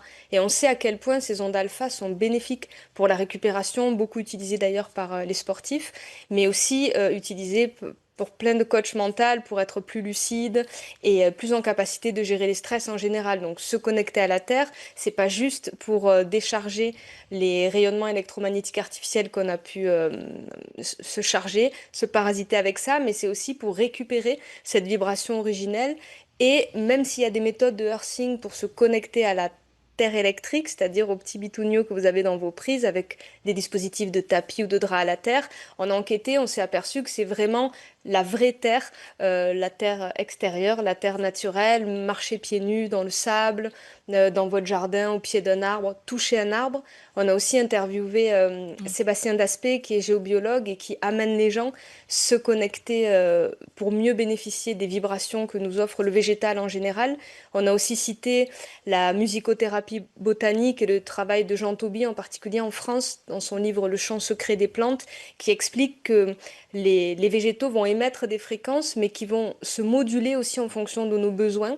Donc il y a des outils et il y a des moyens de mieux bénéficier aussi des vibrations du végétal, du minéral. Il y a plein de choses à notre disposition, mais souvent on ne l'utilise pas, ou alors on ne sait pas comment l'utiliser, ou alors on a même oublié qu'on avait besoin de ces ondes-là. Donc il y a tout ce volet, on va dire, naturel, gratuit à disposition. Et il y a ce que l'homme a développé, des technologies fréquentielles, des médecines électromagnétiques.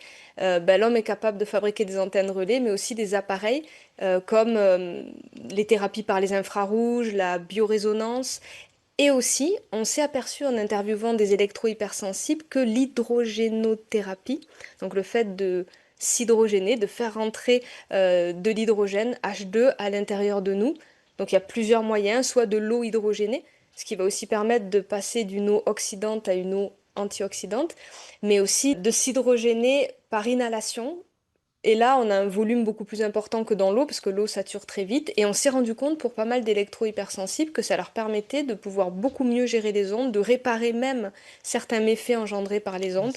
Donc on a aussi listé tout un tas de médecine, de thérapie, d'approches qui utilisent les ondes et aussi des technologies qui permettent de contrecarrer les pollutions en général, le stress oxydatif et en particulier les pollutions électromagnétiques et les effets biologiques qu'elles ont engendrés. Et est-ce qu'on peut se connecter aux ondes des gens qui nous entourent? Par exemple, là, moi, j'ai Sylvie à mes côtés. J'adore ces ondes. J'aimerais te ramener avec moi, chez moi.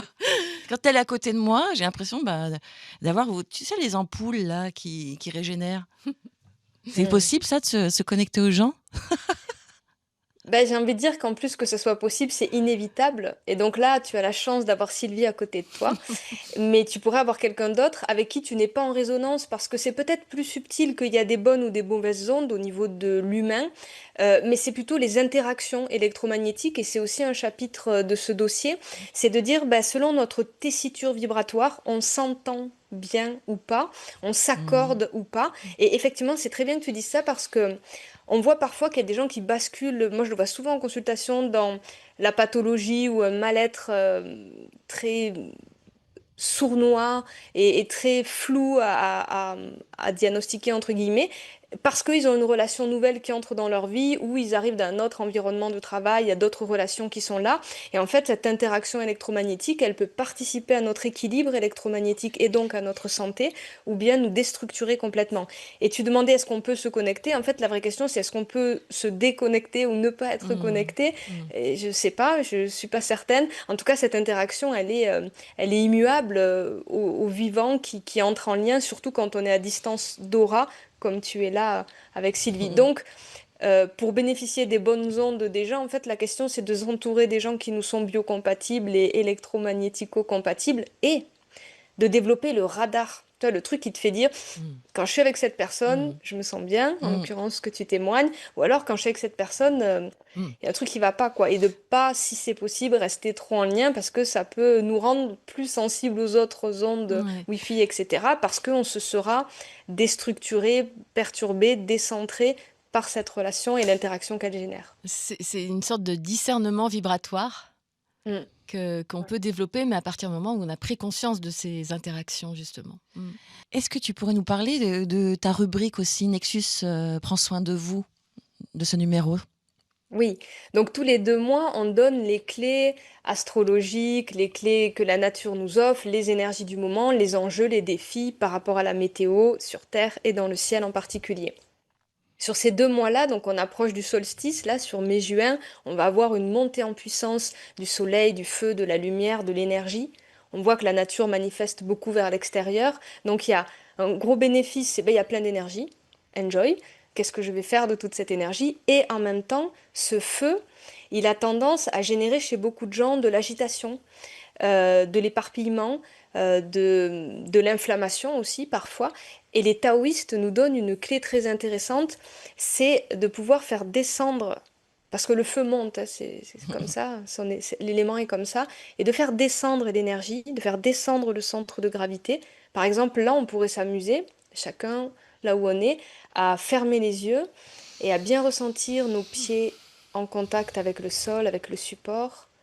Imaginez qu'on a des racines qui pourraient percer ce sol, ce support et se raccorder, s'ancrer. Et sur 3 respirations profondes, on va inspirer lentement, tranquillement. Et on va essayer d'expirer un peu plus longtemps que ce qu'on a inspiré, avec l'intention, la sensation de descendre, de nous faire descendre, de nous réincorporer, de nous enraciner. Voilà, 3 respirations profondes en insistant sur l'expiration. Et la sensation de faire redescendre l'agitation mentale, émotionnelle, le feu du cœur, pour venir redistribuer l'énergie jusqu'au bout des pieds et au-delà et en deçà. Et s'apaiser et penser, sentir, imaginer de l'eau. Et l'eau, elle descend et elle va faire corps avec la terre. Voilà, ça c'est une pratique qu'on peut avoir quand on sent qu'on s'emballe. Les écrans aussi ont tendance à nous faire monter l'énergie dans les yeux, dans la tête, etc.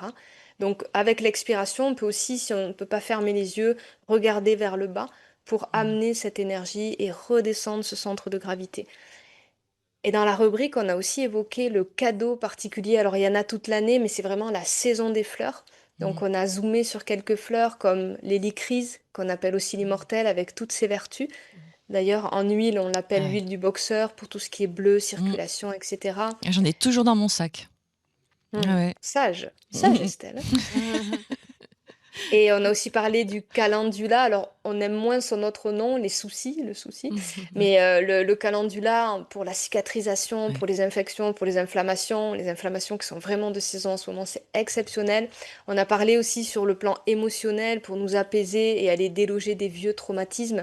La fleur de Bach, Star of Bethlehem, c'est son moment de floraison. D'ailleurs, il y en a par ici, je ne sais pas s'il y en a autour de là où vous êtes, mais n'hésitez pas à regarder sa photo, à essayer de l'accueillir. Et ne serait-ce que si vous arrivez à trouver quelques fleurs, vous les mettez dans un verre d'eau au soleil quelques heures et puis vous buvez l'eau tout simplement. Il y a des remèdes comme ça qu'on peut faire pour soi-même. Et puis on va commencer à voir arriver des fruits rouges qui vont nous aider aussi, puisque la couleur rouge va aider le cœur à gérer cette inflammation, cette agitation.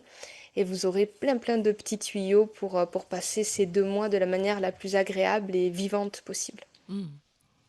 Ah bah merci Lauriane. Merci, Lauriane. On va aller cueillir des fruits rouges On là. y Ah va. bah non, on est en région parisienne. On n'est pas dans mon jardin. Dans mon jardin, t'as attendre de framboise, rentrer chez cassis, nous. groseille, casseillers. Je crois que j'en oublie. Et c'est vrai que c'est une saison. Mais ça n'a pas encore commencé, moi. Dans mon jardin, j'ai pas encore les fruits. Hein. Ah, nous, ça commence ici. Ah, toi, ça commence? Ouais. Ah, ouais, donc ça va pas tarder. T'es peut-être plus bas, vu ton accent. Il y a une chose qui est importante aussi et qu'on essaye tous les 2 mois de rappeler, c'est que la santé, le bien-être, le bonheur auquel on aspire tous, c'est vraiment une question de cohérence, d'être cohérent avec nous-mêmes, avec nos choix de consommation, avec nos habitudes de vie, en cohérence avec la nature et en cohérence avec toutes les parts de nous. C'est vraiment un chemin et ce chemin, il est infini, mais il mérite d'être emprunté parce que tout ce qu'on cherche à vivre de plus beau nous est donné dès qu'on intègre vraiment et on cultive cette cohérence comme le jardin de l'essentiel. Oh, mais j'adore comme tu t'exprimes, Lauriane. Merci. Ah, c'est poétique, c'est clair, c'est fluide. Ah, Ça fait du bien. eh ben merci. À très bientôt. Merci. Merci, Lauriane. On t'embrasse très Merci. fort. À bientôt. À bientôt. À bientôt. N'hésitez pas à lire le numéro 164 pour découvrir les articles de Lauriane. Tous les articles qu'on vient d'évoquer précédemment. On rappelle que le magazine Nexus est un magazine d'information libre et indépendante, sans pub, sans subvention, et que sans les abonnés, sans les achats de magazines en kiosque, eh ben nous ne pourrions pas vous proposer des émissions, des entretiens régulièrement comme nous le faisons. Nous vous en proposons de plus en plus, hein, avec des thématiques variées. Même si on fait partie de l'équipe, on est toujours étonné par certains contenus faits par nos collègues, nourris. Donc n'hésitez pas, chers auditeurs, à devenir des lecteurs. Laurence Beneux était en plateau et nous avons également en plateau Charles-Maxence Laillé qui va venir nous présenter 2 sujets. Sylvie, est-ce que tu peux nous dire de quoi va parler Charles-Maxence, là, qui est juste à côté de moi? Je sens ses ondes, ces bonnes ondes. Donc, Charles-Maxence va nous parler de la suspicion, plus que la suspicion, de présence d'uranium enrichi sur des sites de bombardement au Liban et à Gaza, entre autres. En Irak aussi, on pourra peut-être en parler. Et c'est une enquête d'Hermine Lecallec qui, à un moment donné de son enquête, a eu besoin de toi et de ton expertise en matière d'armement et de bombes, puisque la grande question, c'est de quelles bombes s'agit-il? Visiblement, on a affaire à des bombes qui ne sont pas conventionnelles au sens des conventions internationales. Oui, c'est ça. Donc, en fait, par rapport à cette enquête d'Hermine, qui porte sur non pas simplement des bombes ou des munitions uranium appauvries, non pas simplement sur une suspicion de, comme on dit, de bombes micronucléaires tactiques qui vont avoir chacune des signatures un petit peu différentes, soit au niveau des résidus radioactifs qu'on peut prélever sur place, soit même par rapport à des pics de rayonnement gamma qu'on peut trouver derrière, etc., etc. Donc voilà. Les spécialistes, les experts ont des différentes techniques pour détecter s'il y a eu quelque chose. Et il y a effectivement donc des particules radioactives qu'on peut trouver, qui sont des signatures spécifiques qu'on peut retrouver sur certains sites de bombardement, en gros notamment dans des bunkers très souterrains, qui normalement sont en protection et difficiles à atteindre, mais le propre des bombes, enfin des munitions ou des obus à uranium appauvri, c'est que justement, comme ils pèsent très lourd, ils vont avoir ils vont avoir un taux de pénétration très important, et donc ça permet de percer des blindages. C'est utilisé aussi dans l'industrie pour lester les avions, par exemple. C'est-à-dire que ça pèse plus lourd et du coup ça tape plus fort, donc ça rentre en profondeur, donc ça permet de toucher des endroits, notamment des bunkers renforcés. Donc voilà. Donc il y a eu des choses comme ça que Hermine a pu mettre en regard en discutant avec plusieurs spécialistes qui couvrent ces sujets-là depuis une vingtaine d'années. Notamment, on peut peut-être parler de Christopher Busby. Voilà, exactement. C'est un des experts qui est cité dans le cadre, enfin cité, avec lequel Hermine a eu des échanges, des discussions et ainsi de suite. Et il faut comprendre que c'est depuis le Kosovo et puis aussi bien sûr les guerres en Irak des années 90 que les autorités internationales, l'ONU et d'autres structures, se sont émeues à juste titre des pollutions radioactives, des restes, des séquelles de ces munitions particulières qui ont été mises au point et qui du coup infestent, polluent l'environnement et fabriquent notamment des malformations au niveau des naissances. Donc ça, c'est un peu le constat par rapport, on va dire, à la première génération des guerres du Golfe. Et puis après, on a les guerres récentes, les conflits récents, notamment au Liban, etc. etc. Et donc, on a les mêmes experts qui suivent ces dossiers-là, tant d'un point de vue armement, que d'un point de vue... c'est comme si c'était un peu des médecins légistes qui viennent voir les sites de bombardement avec des immeubles qui ont été ciblés, etc., etc. Donc on n'est pas simplement dans une logique de conflit et de guerre, on est vraiment dans le fait d'aller voir après, a posteriori, ce qui s'est passé, et en fonction des appareils, des sondes, des capteurs qu'ils vont utiliser, ils vont sniffer s'il y a des particules radioactives qui sont là et qui sont ces particules signatures de ce type d'armement. Et donc, on a de la trace d'uranium, mais on n'a pas de trace de rayonnement qui correspond à une arme nucléaire conventionnelle, pourrait-on dire. C'est ça. Et ce qui fait qu'on arrive donc sur une troisième voie, une troisième hypothèse qui est très sulfureuse, puisque officiellement ça n'existe pas, quand bien même ça fait 25 ans que ça rôde autour, puisque après il y a une troisième catégorie d'armement qui est la bombe à neutrons. Donc qui est une troisième type d'arme nucléaire. La première, c'était l'hydrogène. Enfin voilà. Ça a d'abord été la bombe nucléaire normale, puis après il y a eu la bombe H et la bombe A, bombe H, et puis après on a la bombe N, qui est la bombe à neutrons, qui date des années 80 à peu près, enfin 70-80, entre le moment où on la conçoit en théorie et les moments où on les fabrique en série, quoi. C'est avec les années 80 qu'on commence à en fabriquer des bombes à neutrons. Et donc on a ces trois armements qui sont connus, qui sont documentés, même si sur les stocks de bombes à neutrons, là-dessus, il y a, c'est vraiment secret défense, quoi, au niveau de ce qui se passe. Il y a un suivi, mais c'est un suivi fondé sur de l'absence de communication de la part de ceux qui pourraient en avoir arsenal américain en tête, bien entendu. Et donc, c'est là où on rentre sur encore une zone un peu plus loin spéculative, mais qui n'est pas si spéculative que ça, puisqu'on a des indices sur le terrain, qui est le fait qu'il y aurait des armes nucléaires non conventionnelles utilisées. Donc là, on rentre sur une quatrième catégorie d'armements atomiques, nucléaires, qui sont, on va dire, des bombes sur lesquelles il y a des rumeurs autour depuis quelque temps. Il y a même eu un ouvrage qui est sorti sous la forme d'un roman, parce que le sujet est trop... ça sent trop le soufre. C'est pas tant que c'est sulfureux, c'est vraiment que ça risque, ça explose, et il y a des gens qui pourraient se faire éliminer par rapport à ce qu'ils vont révéler. Ouais, Qui sont donc... c'est d'ailleurs arrivé. Voilà.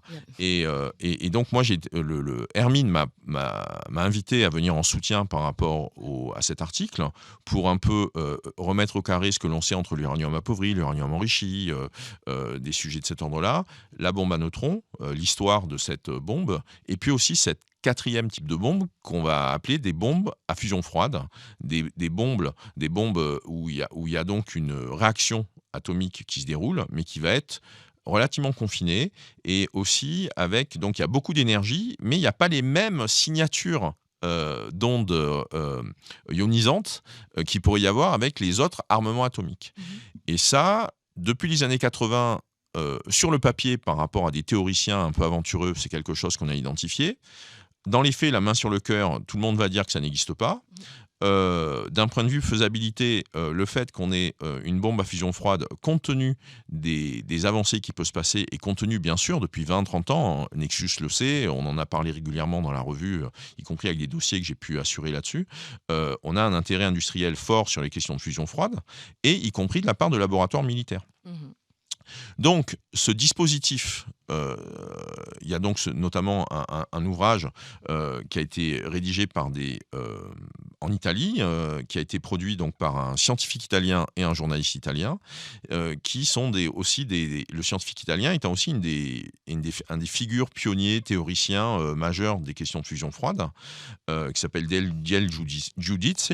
Et donc, Del Giudice, il a signé ce bouquin qui est sous forme de fiction, le récit d'une course-poursuite autour d'une arme, d'une bombe à fusion froide. Et c'est ce type de modèle qui, du coup, on est en mesure de le postuler, c'est ce que raconte l'interview dans le cadre de l'article, par rapport à ces anomalies qu'on a pu détecter sur des sites d'explosion, de bombardement sur des bâtiments ciblés. Voilà, pour faire court, cette longue histoire. Alors, qu'est-ce que ça implique, cette découverte ? S'il y a vraiment de l'uranium enrichi qui a été utilisé, et qui est utilisé en ce moment, alors qu'on s'inquiète des capacités d'enrichissement de l'Iran, en fait, on s'aperçoit que ça fait donc des décennies Oui, qu'on utilise possiblement ces... Voilà, quand on dit les décennies, c'est 30-40 ans, quoi, grosso modo, voilà, c'est ça. Ça...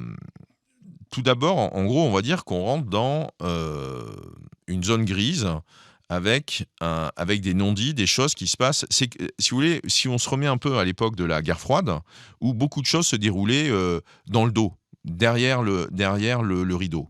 Et là, en fait, sur ces armes innovantes, non conventionnelles, y compris à base de technologies dérivées de la fusion froide, on est vraiment sur ce mélange, uranium enrichi, fusion froide, etc. C'est un dispositif, c'est un couplage particulier.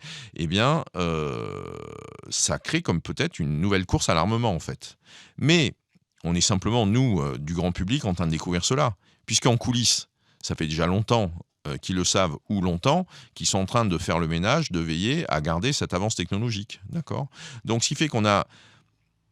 Ce qui est super particulier, et c'est ça qui rend cette enquête très intéressante, c'est pour ça que moi j'ai accepté en tout cas de venir la soutenir en faisant comme ça des compléments scientifiques, ou en consolidant en tout cas certaines données scientifiques, c'est que on a des indices solides qu'il y a des anomalies au niveau de ce qui s'est déroulé sur ces sites de bombardement au Liban.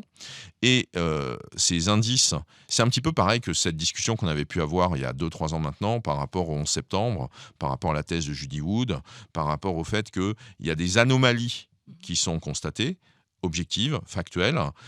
Ces anomalies défient des théories qu'on va avancer quant à l'origine de la destruction, notamment, je parle là pour le 11 septembre, pour les tours du World Trade Center, et on a une autre théorie possible qui vient coller avec les anomalies. Et donc, ce qui fait que cette théorie, qui est celle de Judy Wood, par rapport au 11 septembre, ouvre un nouvel espace qui concerne aussi les énergies libres, les énergies conventionnelles, les armes à énergie dirigée, etc. etc. Mais en tout cas, ce qui est intéressant au niveau de notre esprit, au niveau de la conscience, c'est que on a des anomalies qui défient les modèles théoriques conventionnels qui peuvent être avancés, mais en revanche, on a des théories qu'on peut postuler comme étant un peu excessives ou farfelues et tout ça, sauf qu'en tout cas, ces théories-là, par rapport à ce qu'elles supposent en termes de phénomènes physiques, en termes d'effets sur la matière, etc., ça vient répondre, ça répond À l'observation. presque parfaitement, ça vient vraiment s'encastrer très très bien aux observations qui sont jugées comme anomalies. Donc d'un côté on a les anomalies, de l'autre côté on a les théories conventionnelles, mais si on commence à avoir des théories qui ne sont pas conventionnelles, là ça peut fitter ensemble, ça peut coller ensemble. Et là c'est un petit peu la même chose par rapport au bombardement au Liban. Et c'est ça qui est assez intéressant. Et donc nous citoyens, parce que ça pose des questions bien sûr, d'un point de vue comment soutenir la science indépendante, la science participative. En France, on a le labo de la CRIRAD. On est à une semaine de l'anniversaire de Tchernobyl. C'était le 26 avril dernier, si je puis dire, c'était en 86. Donc on va fêter cette année les 40 ans de Tchernobyl. Et si je ne me trompe pas, c'est ça, ça doit faire 40 ans là maintenant. Et en France, en particulier, c'est parce qu'on a eu un labo que la CRIRAD, et puis il y avait d'autres associations qui ont participé, notamment sur un labo qui est du côté de La Hague, du côté de l'ouest de la France, sur la côte bretonne, la côte atlantique. C'est parce qu'on a eu ces labos qui fournissent une information indépendante et qui ont les moyens de pouvoir fournir une information indépendante, de faire des analyses indépendantes, des contre-expertises, que ça permet de pointer les mensonges qui ont été fournis par l'État, par les autorités publiques, où on nous a dit « ne vous inquiétez pas, tout va bien ». Bon, total, on a un taux de cancer de thyroïde qui est relativement important en Corse, on a eu des massifs qui ont été quand même...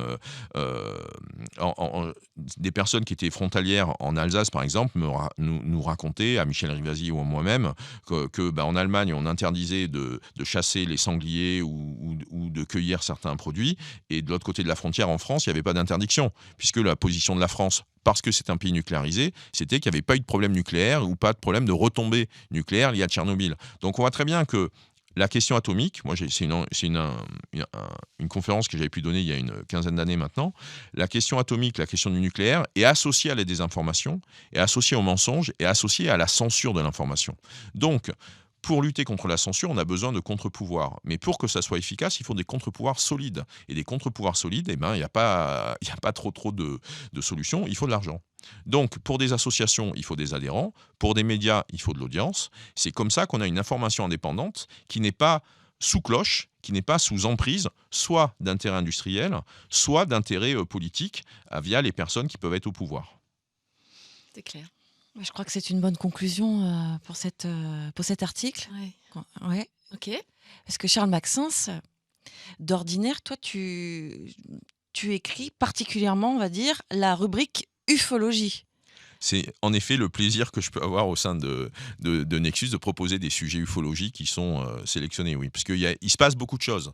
Et par rapport à ce qui se déroule, effectivement, moi, ça me donne envie de vous partager ces informations-là et que les gens soient au courant. Voilà. Donc, en termes de divulgation, on vient de passer un cap, là. Tu veux dire avec Trump ? Non, je parle avec ce que tu nous révèles dans l'article de Nexus. Ah, donc avec l'article à apparaître sur OVNI et Finances. Voilà. Très bien. Donc, ça, c'est pour que j'en parle. Oui. Eh oui. C'est le moment. Très bien. Donc, oui, là, ce qui s'est passé, enfin, ce que j'ai vu passer et que la communauté ufologique pouvait suivre comme des événements sur le tableau, comme un nuage de points, etc., etc. Moi, ce que j'ai vu passer depuis janvier, grosso modo, janvier 2026, c'était une tendance, en fait, qui était en train d'émerger, une tendance solide.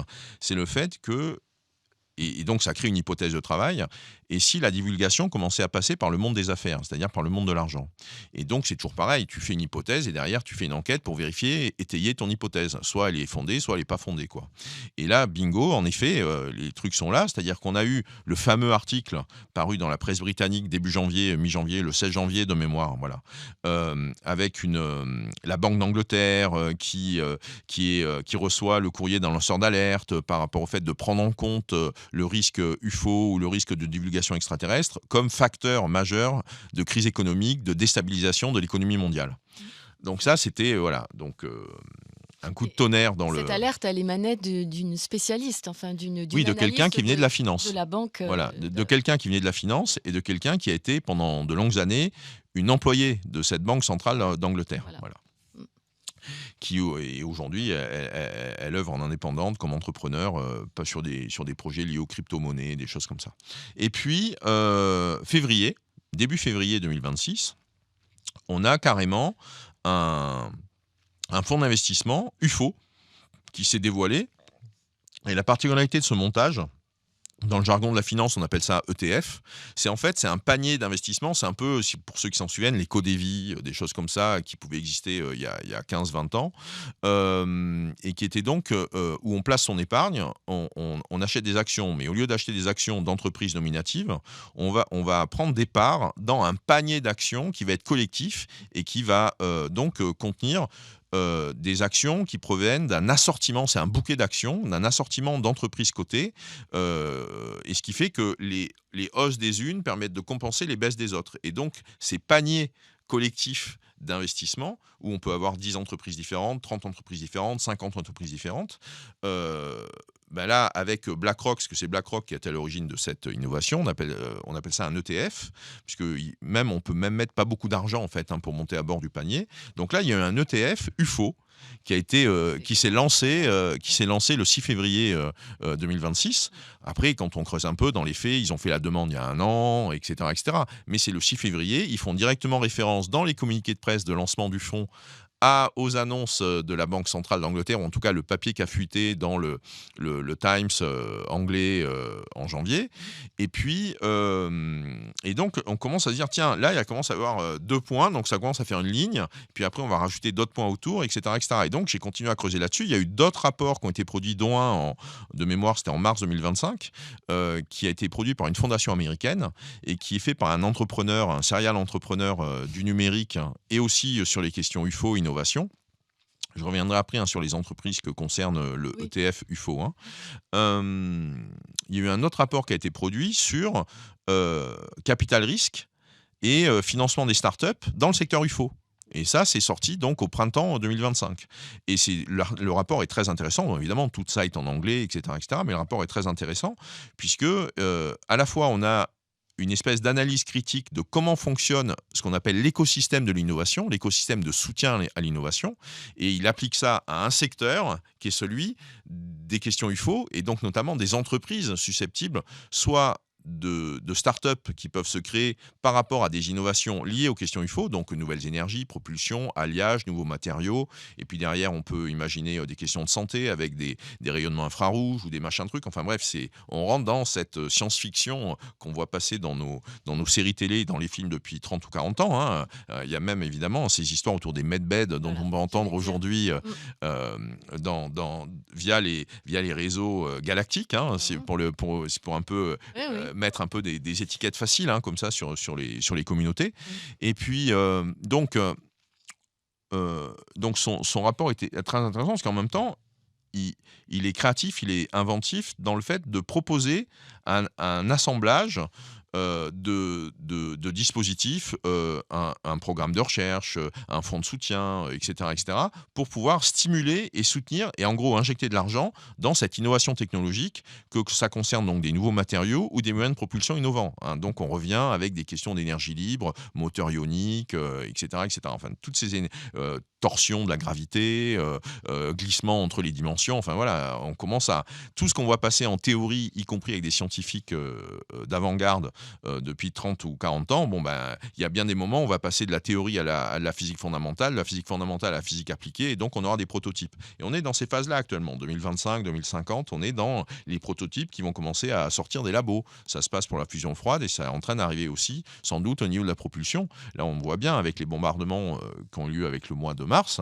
eh bien, ça a été la foire aux missiles hypersoniques. Donc on n'est plus simplement sur du show et de la démonstration, on est sur de la mise en œuvre d'innovations qui ont été peaufinées et qui commencent à être militaires, et puis après, dans 20-30 ans, ça descend dans d'autres domaines, comme pour l'espace ou la conquête de l'espace. Aujourd'hui, ce qui se passe avec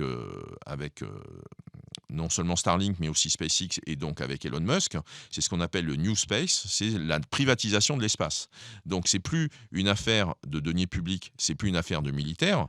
On se rappelle que les premiers astronautes étaient tous des militaires, et puis on est de moins en moins avec des astronautes qui sont des militaires aujourd'hui, on est plus avec des ingénieurs, des gens comme ça. Donc l'innovation industrielle à grande échelle, elle est plutôt avec des technologies lourdes militaires au début, puis après ça va dans l'industrie, etc., etc. Là, pour en revenir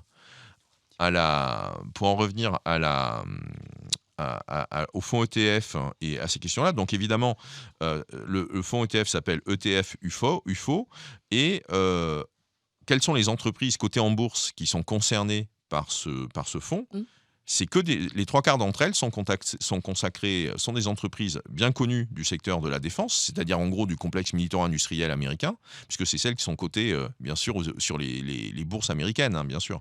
Donc, les 3/4, c'est industrie de la défense et de la surveillance, avec Palantir, hein, des boîtes comme ça qui font partie du fonds, du panier d'actions à investir. Et puis, 1/4 d'entre elles, c'est celles qui sont liées au New Space. Des systèmes de drones, des systèmes de roquettes, des systèmes de propulsion, des envois de microsatellites dans l'espace qui vont être des capteurs et tout ça. C'est-à-dire que c'est un assortiment d'entreprises. Ça a été le principe de sélection des entreprises qui font partie de ce fonds d'investissement, de ce bouquet, de ce panier d'entreprises cotées dans lequel on peut investir. C'était des entreprises susceptibles d'avoir des bénéfices, de bénéficier d'une éventuelle divulgation. Donc, s'il y a divulgation, quelles sont les entreprises susceptibles d'en bénéficier? Et donc, ça veut dire qu'elles peuvent avoir des produits qui ont des innovations, ou elles peuvent recevoir de l'argent, des subventions, pour mener des recherches dans certaines directions. Donc tout ça, c'est suspendu à l'éventualité d'une divulgation de la Maison-Blanche, en fait. Oui et non. Pour moi, c'est pas suspendu. C'est un mouvement qui est en cours. Oui. C'est un mouvement qui est en cours. Oui. C'est-à-dire que Ça anticipe une révélation. Oui, mais c'est le propre de ce qu'il y a, c'est que cette notion d'anticipation, c'est-à-dire de spéculation, c'est le propre de la finance. Ouais. C'est pour ça qu'on va avoir des analystes, y compris dans le big data, dans le data mining, qui cherchent à analyser ce qui se passe dans les micro-mouvements de la finance et des cours boursiers, puisqu'ils ont l'hypothèse que ça anticipe des événements futurs. Et là, on rentre dans un troisième truc qui s'appelle les marchés prédictifs. Les marchés prédictifs, c'est des sites de paris en ligne qui ne sont pas autorisés en France pour l'instant, qui reprennent un peu l'esprit des bookmakers britanniques, où on peut parier sur tout et sur rien. Donc nous, on connaît les paris en ligne sportifs ou les paris hippiques. Et puis là, on a des plateformes en ligne. Il y en a 2 principalement du côté des États-Unis. Ces plateformes en ligne, ce qu'on appelle donc des marchés prédictifs, en fait, on va parier sur l'arrivée de la survenue de certains événements.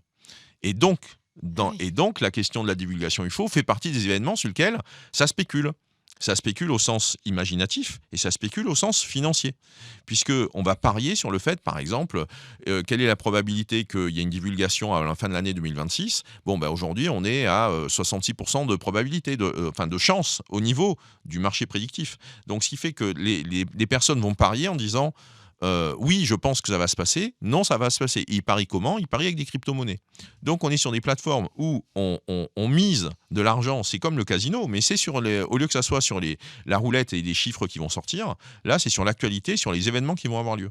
Et là, il y a un gros scandale qui est en train de sortir autour de ces marchés prédictifs, de ces plateformes en ligne de marchés prédictifs qui sont lancées depuis un an et demi à peu près aux États-Unis.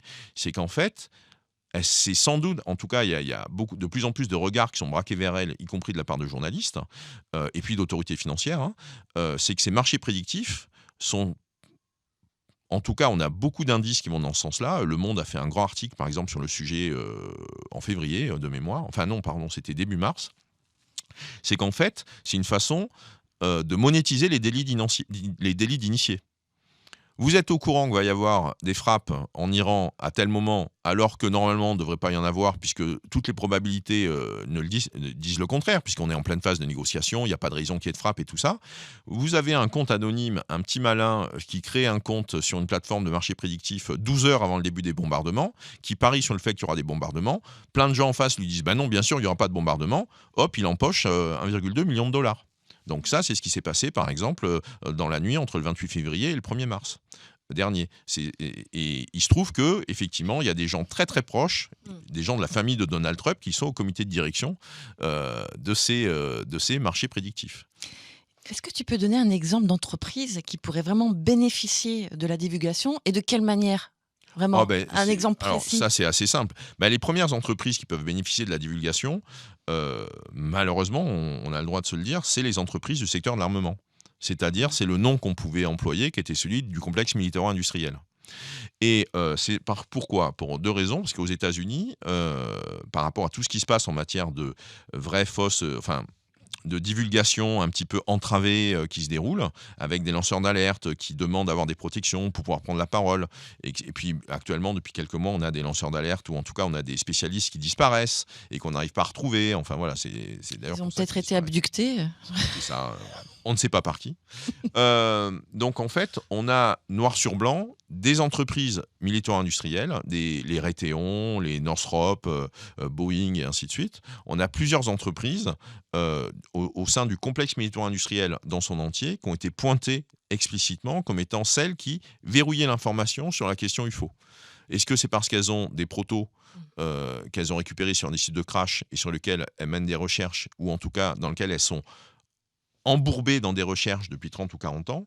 Est-ce que c'est des recherches qui ont donné leurs fruits avec les années 80 et ça donne des innovations technologiques qu'on peut avoir aujourd'hui sur différents types de matériaux, des matériaux furtifs ou des moteurs un peu plus rapides, etc., etc. Bref, en tout cas, il y a une course à l'échalote par rapport à ça. Cette course à l'échalote, on a donc des entreprises américaines qui ne veulent pas lâcher le morceau ou l'information là-dessus, mais ce sont aussi des spéculations.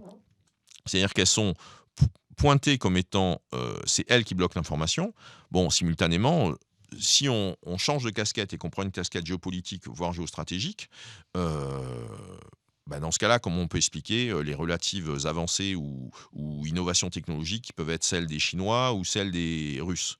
Est-ce que les Chinois et les Russes ont eu aussi des crashs sur leur territoire? Ils ont aussi eu des programmes secrets, ils ont aussi eu des bases 51 qui se prononcent je ne sais pas comment en chinois, et qui font qu'ils ont analysé pendant 30 ans des résidus de crash et qui expliquent leur avancée technologique. Donc voilà, donc qu'il faut bien comprendre que les hypothèses qu'on va formuler, qu'on projette pour expliquer quelque chose, et notamment pour pouvoir comprendre certaines anomalies, il faut les mettre en regard de ce qui se passe à côté en termes de tendance. Donc là, moi, c'est ce que j'ai fait via le papier OVNI et Finance, avec le fait de voir qu'on a plusieurs tendances qui s'enchaînent. Les marchés prédictifs, c'est simplement une façon de tirer profit d'un sujet qui fait le buzz.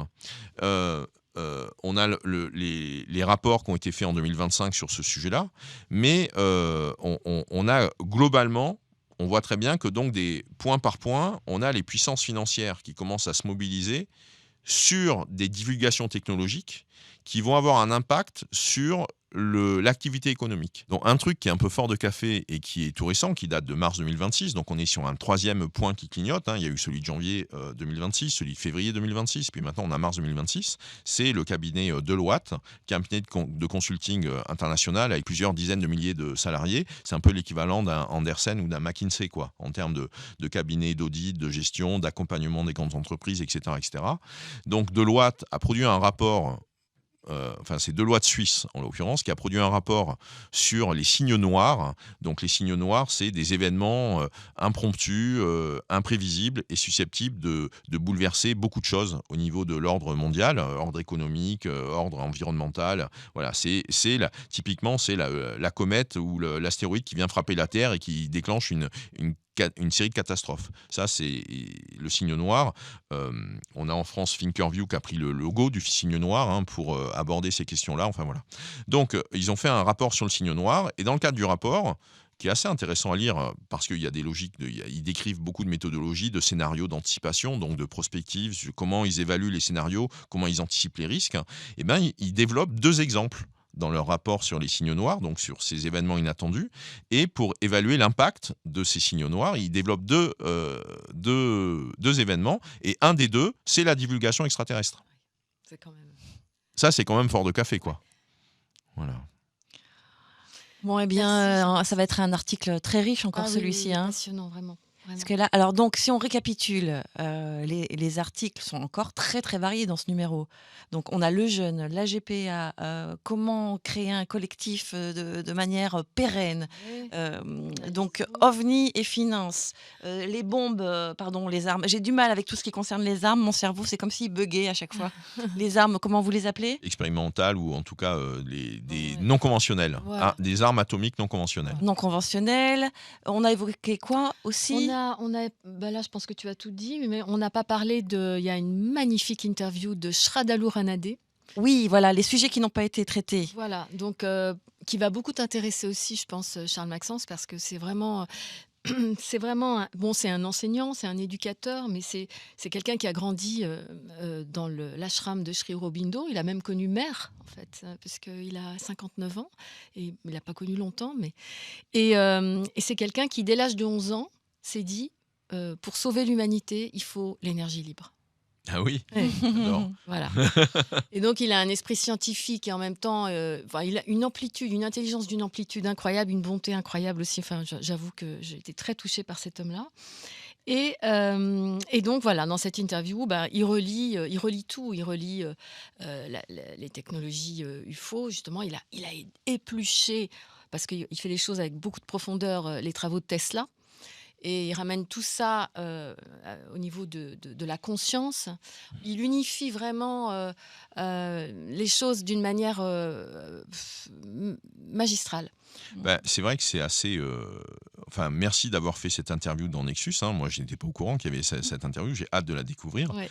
Parce qu'en fait, ce qu'il faut avoir en tête, c'est que Tesla et la tradition indienne sont amis depuis le début, puisqu'il y a eu cette rencontre, au sein du Parlement des religions dans les années 1879 ou 90 aux États-Unis entre Tesla et un des premiers, Vivekananda, qui était un des premiers émissaires de la culture indienne, pour justement semer la parole, présenter, exposer la profondeur, la portée, l'amplitude de la philosophie védique. Et ce qui fait que ça se sait peu, mais pourtant c'est énorme. Donc Tesla a appris le védique, il savait lire le védique, et en fait ils ont passé des nuits entières à discuter Tesla et Vivekananda. À cette époque, c'est donc on vous parle d'un temps où les plus jeunes d'entre nous n'étaient pas encore là, donc c'était il y a 150 ans à peu près, grosso modo, il y a un siècle et demi. Ils ont discuté sur les conceptions de l'énergie et les conceptions du cosmos du point de vue de la tradition védique indienne, et Tesla lui avait ses propres hypothèses et puis son savoir-faire d'ingénieur génial. Probablement Asperger qu'il pouvait être en son temps, quoi. Ouais. Voilà. Ouais. Et donc Tesla a incorporé dans ses recherches et ses découvertes, y compris dans tous ses travaux des années 1900-1910, les approches indiennes par rapport à l'énergie, la manière dont le cosmos va respirer, dont le cosmos est en mouvement, que tout est fréquence, tout est onde, tout est énergie, avec les mantras, vous voyez, toutes ces technologies-là, qui sont des technologies incarnées. Moi, je considère que c'est des technologies incarnées. J'ai bossé, par exemple, sur la science des mantras, etc. Ouais. Pas la science au sens érudit du terme, au sens de qu'est-ce qui se passe dans le corps quand on prononce un mantra. Donc, on a harmonisation des sondes cérébrales, on a une harmonie qui s'installe dans le corps au niveau corporel, par exemple, qu'en pratiquant ces choses-là. Et ça, c'est documenté par la science. Il faudra qu'on fasse une émission avec toi là-dessus, entre autres. Et le dernier sujet qu'on n'a pas évoqué, je crois que c'est cultiver la pluie. Voilà, donc ça c'est avec Sabine Becker et François Rouillet, que tu connais bien, que tu as interviewé. Que nous avons interviewé. Nous vous mettrons le lien de l'interview Donc, avec eux sous la vidéo. Il nous explique comment cultiver la pluie, retrouver le cycle de l'eau. Il est question notamment du concept de ville éponge, dont le meilleur exemple en France, c'est dans les Pyrénées-Orientales, c'est Elne. Là où vit Claire Moquier, je crois. Non, c'est pas là ? Oui, justement, oui, je crois. Ouais, voilà. Claire Moquier, on vous invite aussi à aller regarder son entretien sur le gland et donc les vertus du gland, le fruit du chêne. Et donc où ils ont redonné à la ville sa perméabilité à l'eau, et c'est tellement puissant que ça en vient à modifier le climat local. Donc voilà, il nous explique ça, et c'est magnifique aussi. Oui. Un petit coucou à Sabine et François, qui sont venus d'ailleurs intervenir parce qu'ils font des conférences également sur la thématique de l'eau. Ils peuvent projeter le documentaire Cultiver la pluie qu'ils ont coécrit avec Marc Kahn, et faire une intervention aussi, un ciné-échange avec les gens présents dans la salle. Et ça, c'était très, très, très intéressant. On l'a fait dans mon village et je recommande. Eh bien, écoutez... Pistonné, va. Non, mais c'est suite à l'entretien, comme j'ai su qu'ils faisaient ça. Ne réponds pas. Non, mais... C'est une provocation. C'était juste une provocation liée à la mécanique des fluides. Oui, mais tout se mélange chez Nexus. Et puis, comme on est très dans l'instant présent, un sujet en appelle un autre, une conférence est prévue alors qu'elle ne l'était pas. Vraiment, c'est comme ça. J'ai l'impression que c'est... c'est la vie. C'est la vie. Ça fleurit. Ça fleurit. Oui, c'est l'époque... c'est le printemps, les fleurs, comme disait tout à l'heure Lauriane, émergent. Profitez de ce soleil, profitez de ces plantes qui poussent, cultivez votre jardin. Si vous en avez un, vous pouvez aussi créer des jardins partagés. C'est le moment. Avec la flambée des prix, excusez-moi, de l'essence, c'est le moment peut-être de relocaliser l'alimentation. Jamais. Peut-être J'ai cru que tu allais nous parler des biocarburants. Donc c'est le moment, mettez les mains dans la terre, retrouvons notre souveraineté alimentaire. Alors ça n'est pas du tout dans la thématique du magazine, mais je ne sais pas pourquoi j'improvise sur ce thème. Merci chers Estelle. auditeurs, merci Charles Maxence, merci Sylvie, merci Adrien à la technique. Nous vous rappelons que le magazine Nexus est un magazine... Alors là, je vous montre le 163, mais comme je vous l'ai dit au départ, c'est le 164 qui est maintenant en ligne. Le magazine Nexus est un magazine d'information libre et indépendante, sans pub, sans subvention, et seuls vous, auditeurs, nous permettez de vous proposer du contenu en accès libre, comme nous le faisons chaque jour maintenant. Donc n'hésitez pas à vous abonner, à commander le magazine, à passer d'auditeur à lecteur. Merci, à bientôt. Merci, au revoir. Merci.